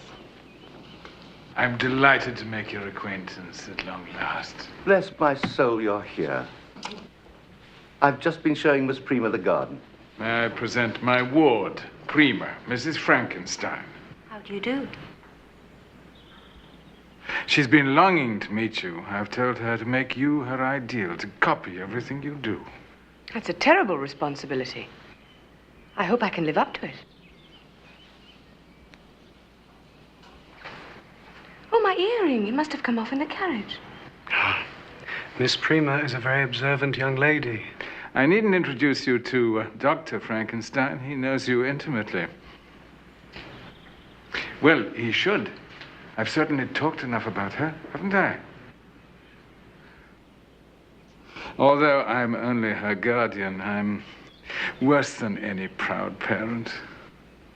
Mamma, how did you meet Dr. Polidori?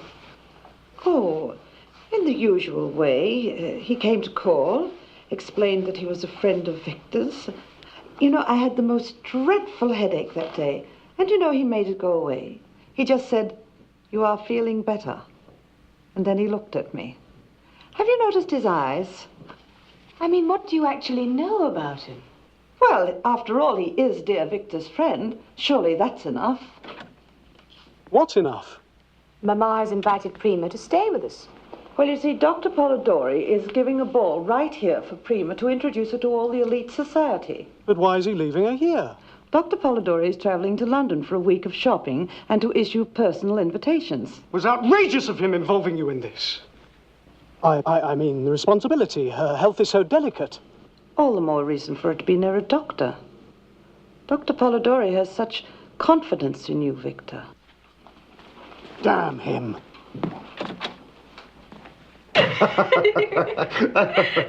Miss Prima's the only one who laughs at my stories. I've always thought youth and age had a lot in common. By the way, since we're a family now, may I ask, exactly how old are you? Really, Richard? Well, Dr. Polidori says I look remarkably old for my age. Well, if he weren't your guardian, I'd call him an ungallant brute. If you will excuse me, I'm going to find Elizabeth. Oh, are you all right, dear? I feel a little faint. Maybe you should take her to her room. Oh, I'm terribly sorry. Let us know if we can be of any help. Yes, of course.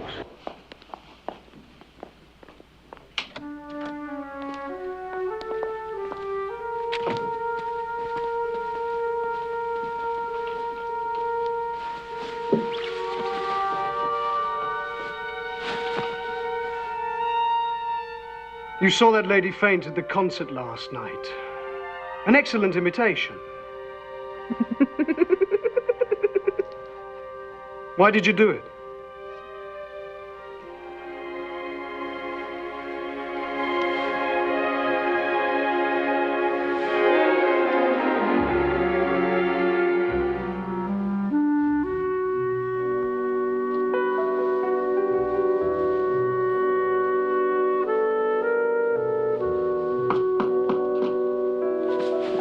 Come in. How is she? She's fine, fine. Isn't she an angel? Why, the poor darling's so cold.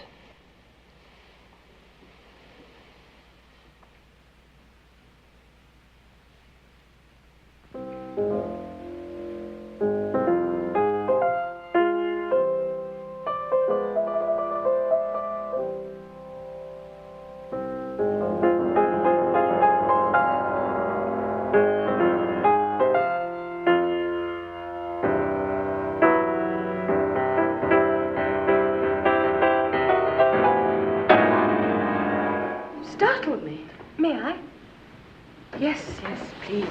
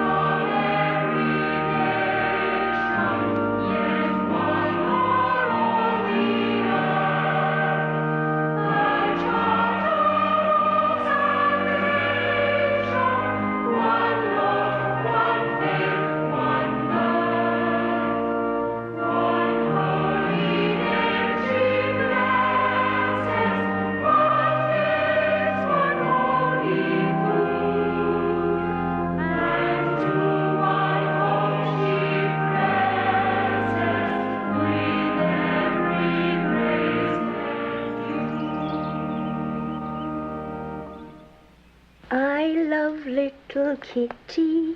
His coat is so warm, and if I don't hurt him, he'll do me no harm. Oh, you beautiful cat. What are you doing? Just playing a little game. Constantine?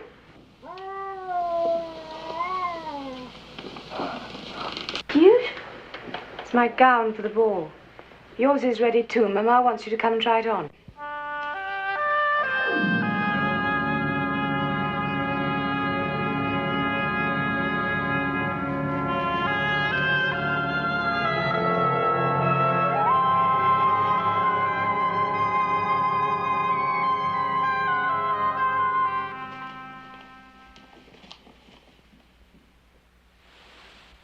That petticoat is going to be too long for the gown. And where's that little jeweled neckband? Here, milady. Thank you. Take that ribbon off first. Excuse me, miss. No. Oh, my dear child. How thoughtless I am. It must be something she treasures.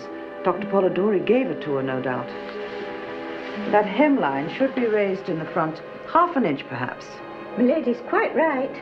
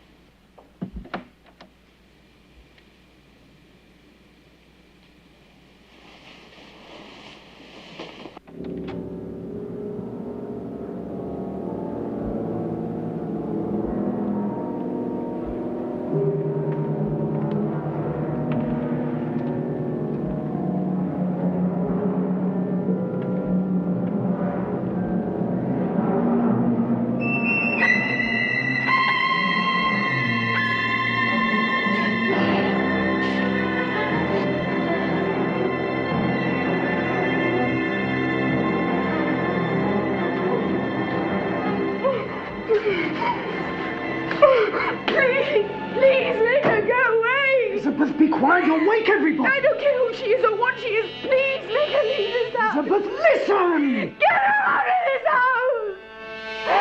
Oh.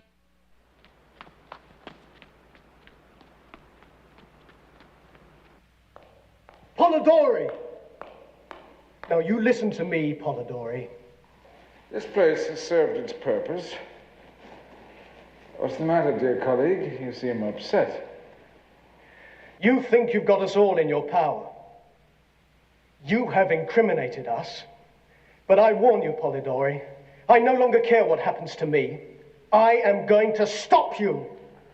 What a ridiculous misunderstanding this is. Why, my dear fellow, after the ball tomorrow, you and your family need never set eyes on me again. Thanks to all of you, Prima is now a respectable member of society, and I shall be taking her to London at once. You don't believe me? Very well. If you demand proof of my good faith,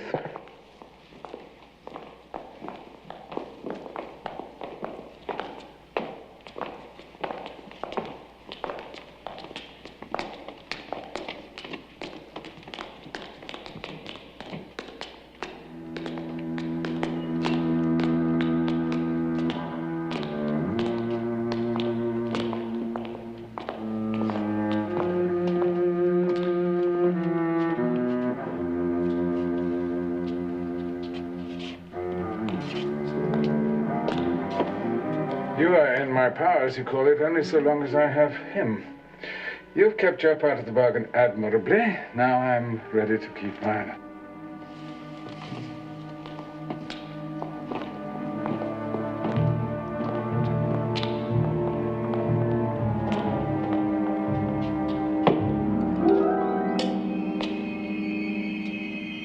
Doesn't it look harmless? Cinta gun.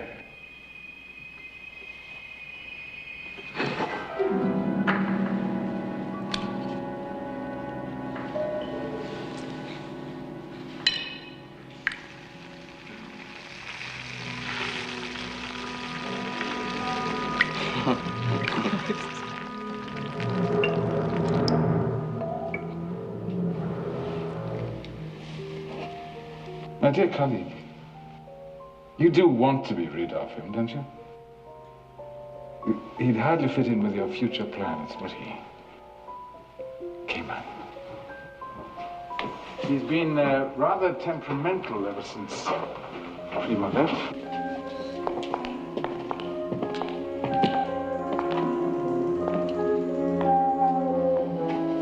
Wake up.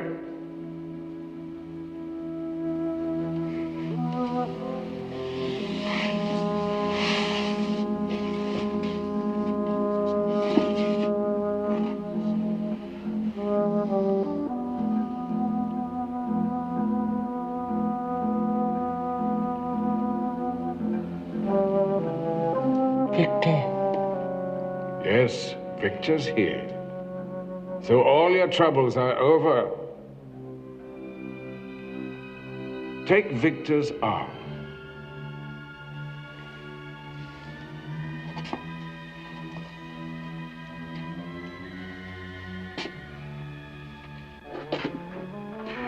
Now you're going to take a beauty bath.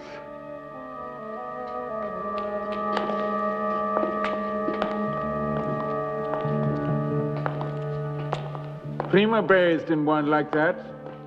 Do you remember how beautiful she was when she came out?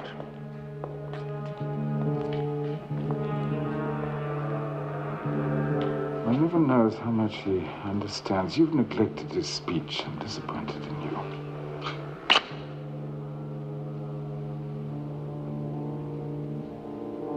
You're tired. You want to rest. Lie down.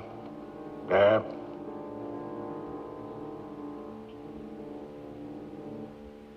Your presence creates a conflict. You must tell him. He wants you to rest. No. It must be your order. Rest. Lie down.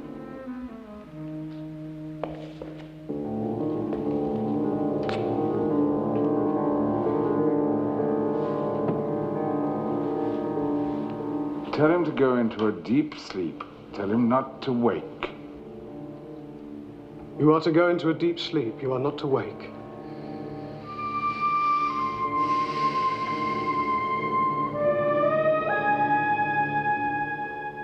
Bravo. Perfect. You're sure he won't feel anything? Perhaps just at the last, an instant of surprise.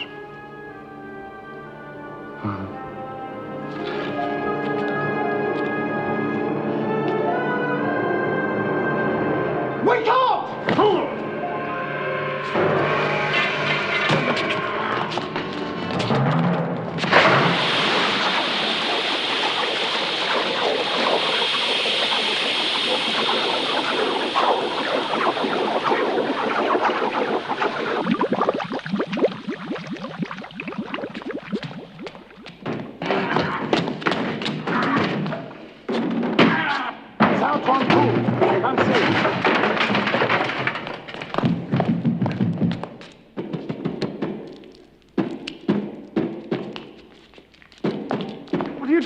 We're gonna burn the misshapen creature! Burn, traitor!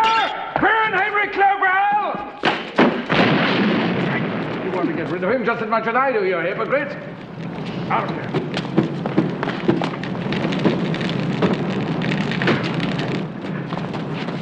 What a model parent you've been.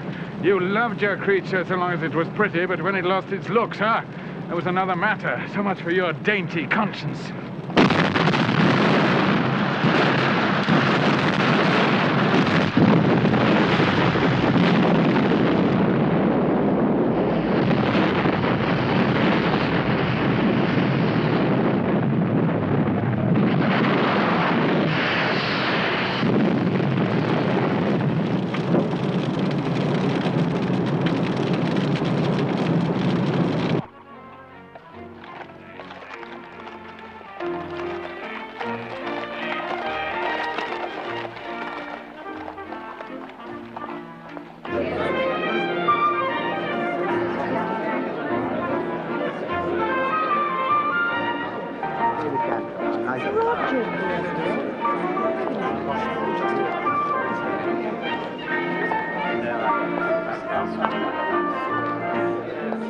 Now that the past has gone up in flames, let's drink a toast to the future.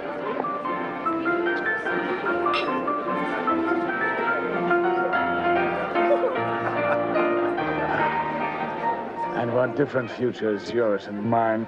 Yet each will have what he desires. Only fools like Henry Clerval want vulgar fame. I shall have the power that works unseen, that moves the world. You alone, Frankenstein.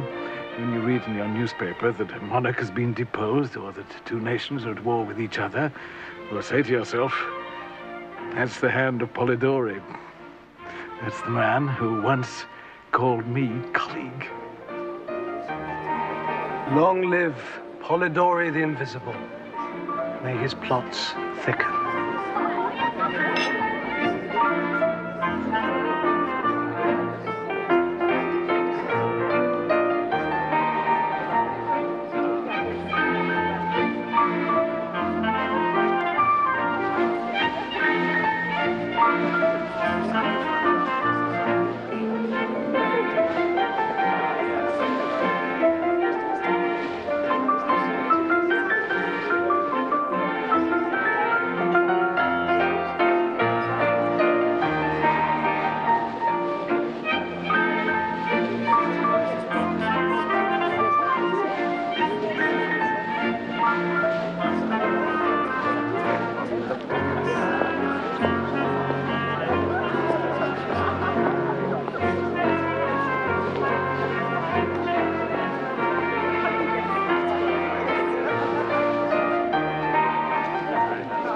You look pale, my girl. All's well, I tell you. Our troubles are over. Give me a smile. Give me a smile. My invitation for tonight never did arrive. It must have been lost by the courier service. I feel so embarrassed. I naturally assumed it was a costume ball. I hope I do not look too out of place. Everyone seems to be staring at me. You look lovely. Ah, merci, monsieur. You do not think then that this is a tool for me? No, not at all.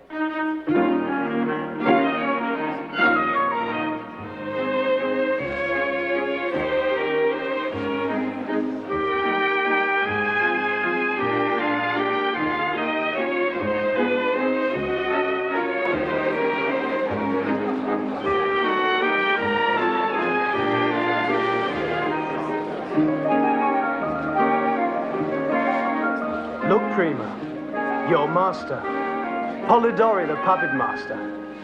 Shall I take off your collar and show them all that you're his puppet, Dr. Frankenstein, you're forgetting yourself.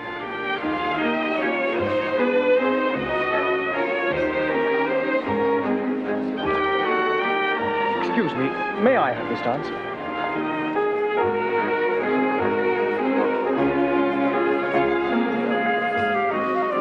His father's a baronet and the richest man in the neighborhood, but we shall do better in London. I'm hoping for an aging earl. Our dear girl must get married as soon as is decently possible. An unmarried woman has no freedom of action. How cool your hands are. I love your cool hands. Once she has entered society with a husband, I shall have to find her the right lover. It will be far harder. She must become the mistress of a member of the ruling caste, a great banker, a cabinet minister, maybe even a royal prince. And then you'll begin pulling the strings.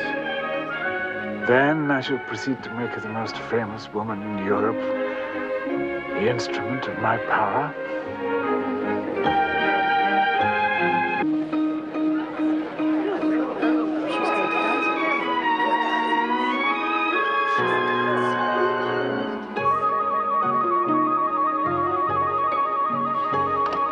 I see you've been taking her to the ballet.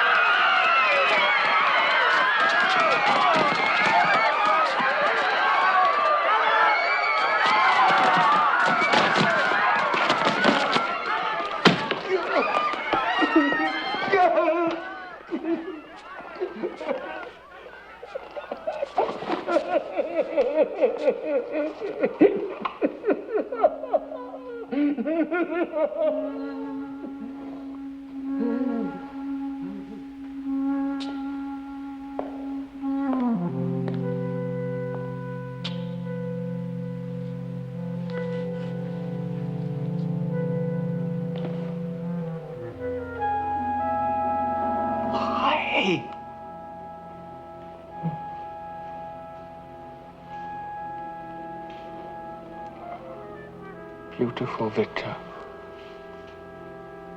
Beautiful.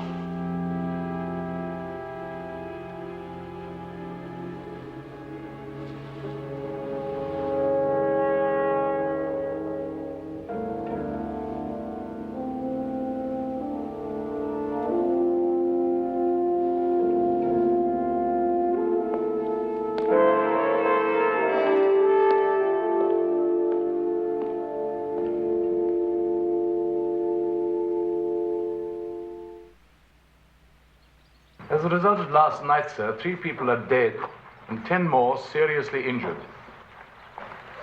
We are still searching for the maniac who is responsible. We've not found him yet. But believe me, wherever he may be hiding, we shall find him. Dr. Polidori is responsible for the horrors of last night. He and he alone is to blame. We have Dr. Polidori in custody, ma'am. He behaves like a madman. Keeps ranting on about the girl who was murdered, mumbling something about having created her out of a corpse. He will probably be committed to an institution for the criminally insane. That man belongs in an institution. Does he not? Chief Constable, I am responsible for last night, no one else. Dr. Polidori is a pathetic lunatic. As for the creature whom you call a maniac, he cannot be held accountable for his actions. The fault is mine. I brought him to life from pieces of dead bodies. This is remarkable. First, Dr. Polidori says that he made the murdered girl out of a corpse. And now you, Dr. Frankenstein, are trying to say that you created the maniac out of pieces of dead bodies? Can I leave now? Mr. Turner, may I speak to you privately? Certainly, Mrs. Frankenstein. My husband is not well. He suffers from delusions. On the very day of our wedding, he had to leave me to consult with his physician. Well, if you do not believe me, my parents will verify it. You mean he was away from you on your wedding night? Yes, and for several days beyond. All this nonsense about making human beings from corpses and dead bodies. Surely, a man of your high intelligence must realize that only someone who is deeply disturbed, like my poor husband, could say such ridiculous things. But, my dear lady, Dr. Polidori is saying practically the same thing as your own husband. Ah, but Mr. Turner, there is one great difference. And what is that? Well, my father found out only this morning, unfortunately too late to help the poor victims of last night, that Dr. Polidori has a criminal record on the continent. Indeed. Oh, yes. In fact, my father now knows that Dr. Polidori has served several prison sentences in the past. Once in Spain, once in France, and twice in Germany. I should like to speak to your father, if you please.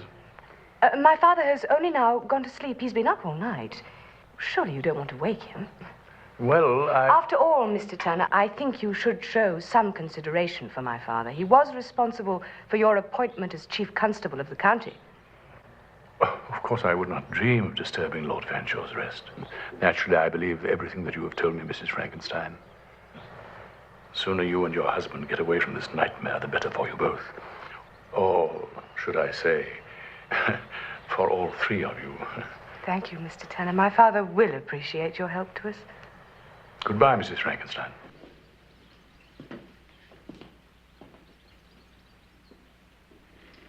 And good luck to you, too, Dr. Frankenstein. And your charming wife.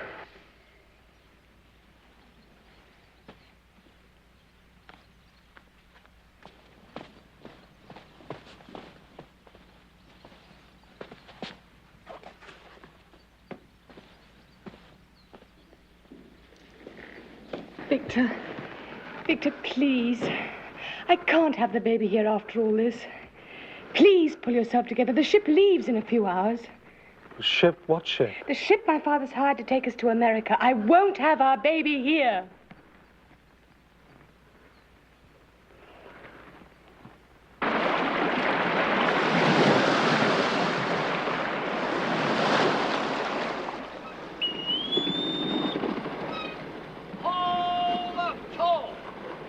You were right, Elizabeth. We must start a new life elsewhere. Forget about the past. It's forgotten. I shall never speak of it again. I love you very much. And I love you.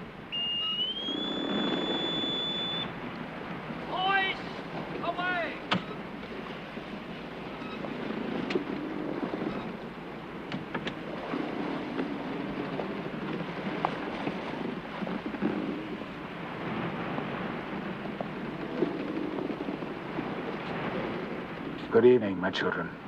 What are you doing on this ship? A long sea voyage will do us all good. America. Land of opportunity. You and I have both made mistakes in the past, Victor, but with our creative talent, think of the opportunities we shall have. You should be in an institution for life. Mrs. Frankenstein, if you, a mere woman, could make a fool of that chief constable, how much the more easily could a man of my experience and powers of persuasion? How did you get here? This ship was personally engaged for us by Elizabeth's father. I told the captain the simple truth that I'm a close friend of the family. I happen to be in a position to know more about our stalwart captain than your father, Mrs. Frankenstein. I know, for example, that he's served several prison sentences, once in Spain, once in France, and twice in Germany. For a man, I think we can rely on him.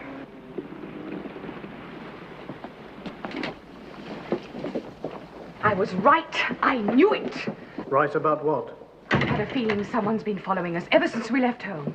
So Polidori's on board. We just have to make the best of it. How can you be so calm about it? But what do you want me to do about it? It's the worst thing that could have happened.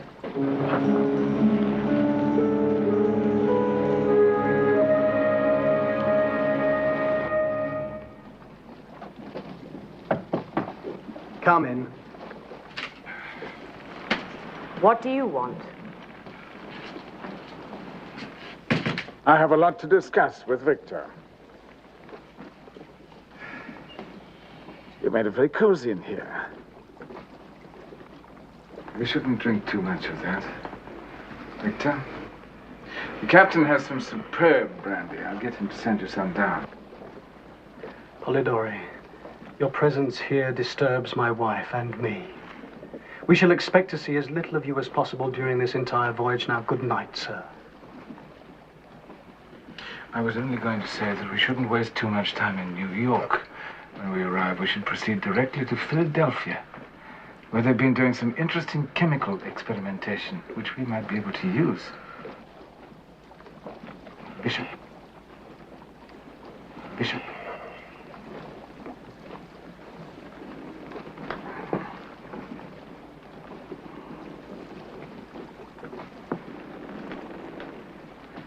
That's checkmate. Get out, damn you! Try to get some rest, both of you.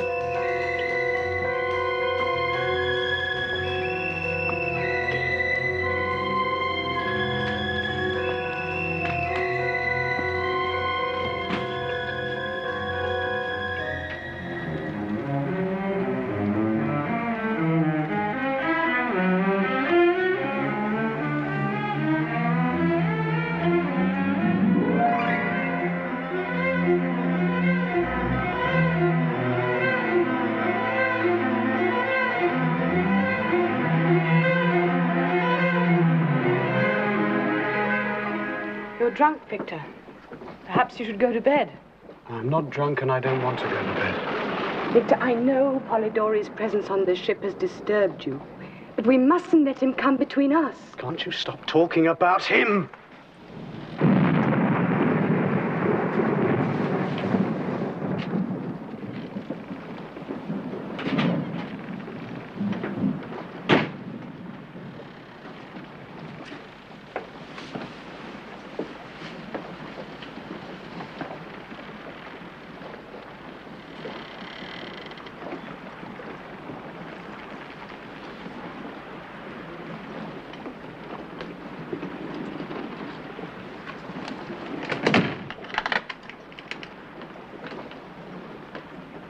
What are you doing with my key? Your door was open. I locked it.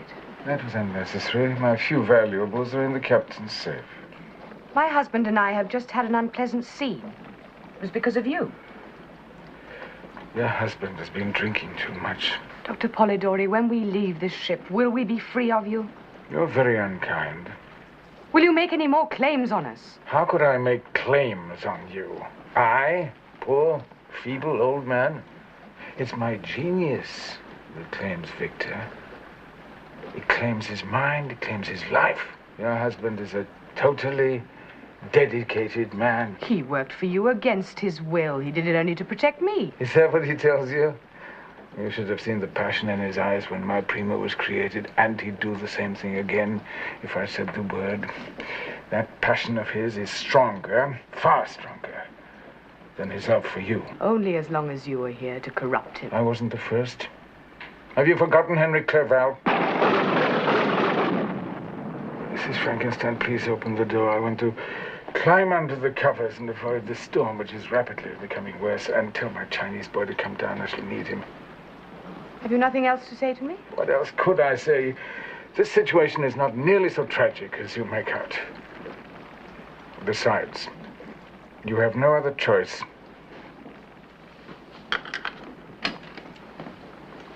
Are you sure?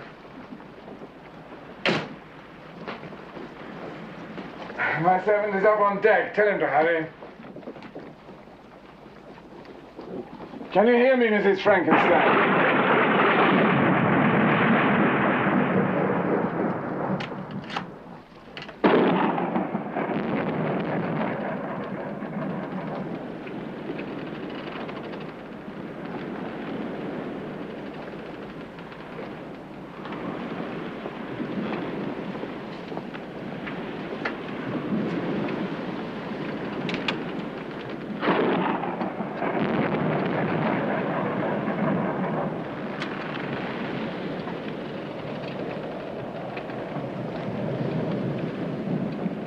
Polidori. Polidori.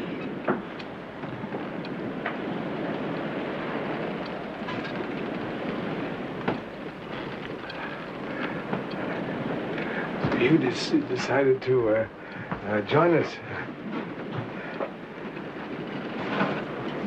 You're looking for Victor, no doubt. Victor's your friend. You want to see him.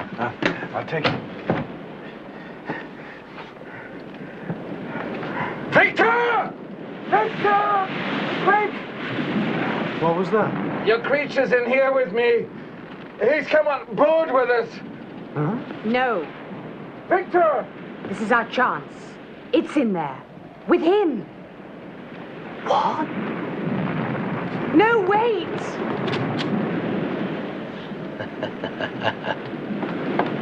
Polidori! Polidori! Open that door as quickly as you can. Someone's locked it from the outside. Give me the key.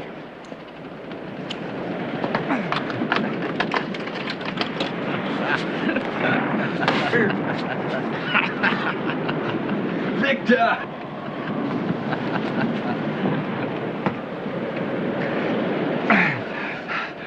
Get your friend to come up on deck with us. It's too confining in here. You will come up with Victor, won't you? Once we're up on deck, the sailors will help us to subdue him.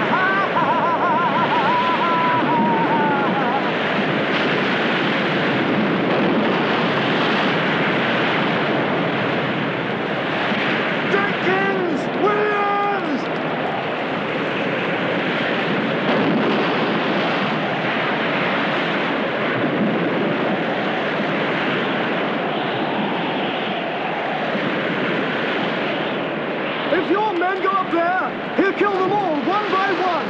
And Dr. Polidori as well. Victor, help me! Victor! That man is your worst enemy. Leave him to his fate.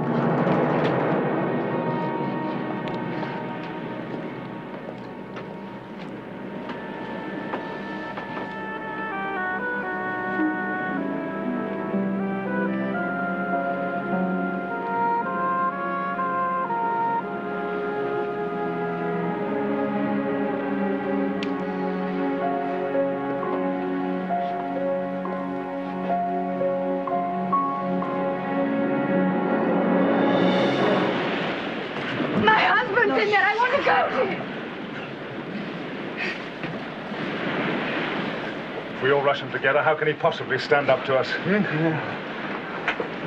Who'll go in with me? You make me sick. A lot of you.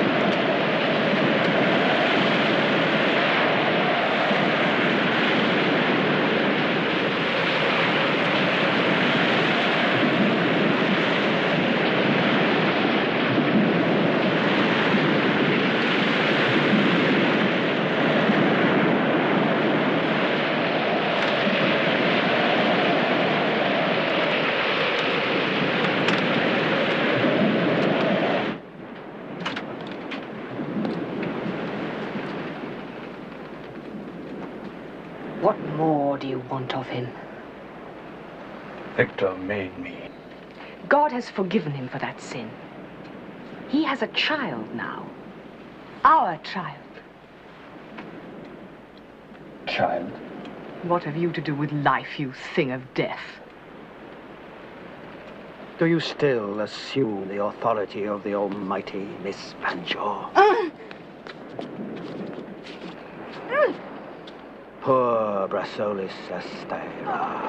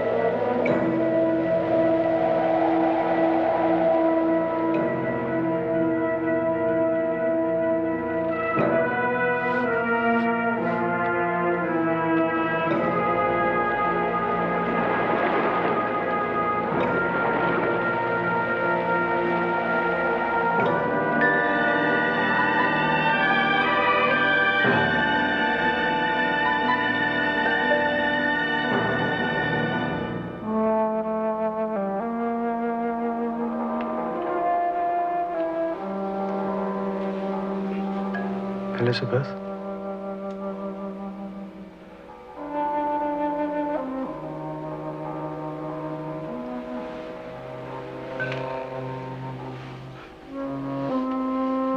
Elizabeth, where are you?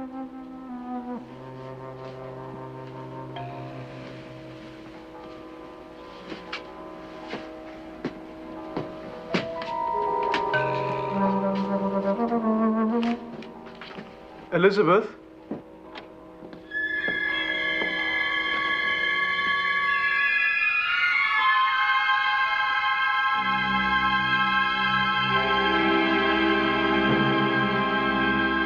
Elizabeth?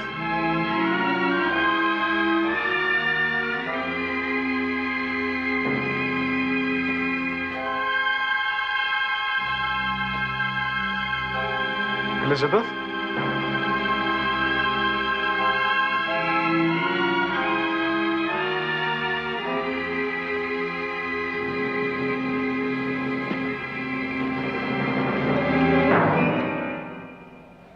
Oh my God.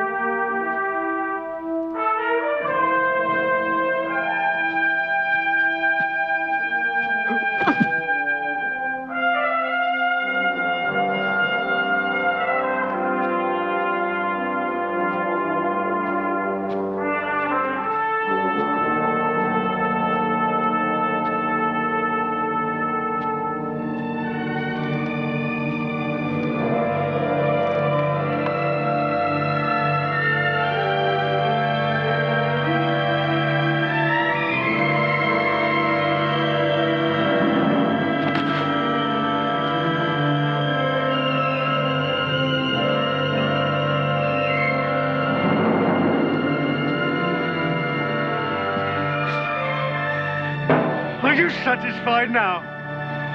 Have you punished me enough for giving you life?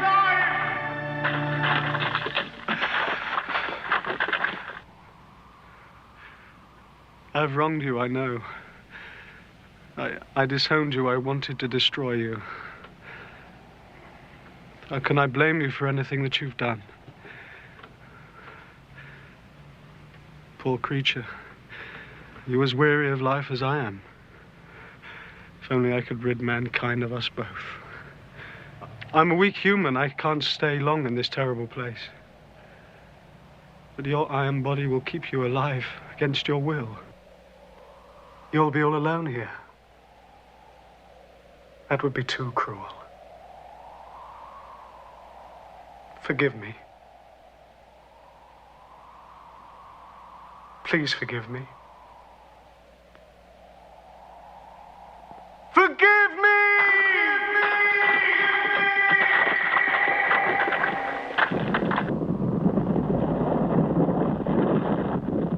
Beautiful. Victor.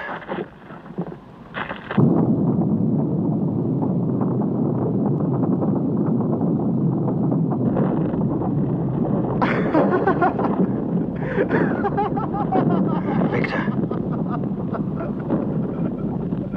Bravo. Bravo, Victor.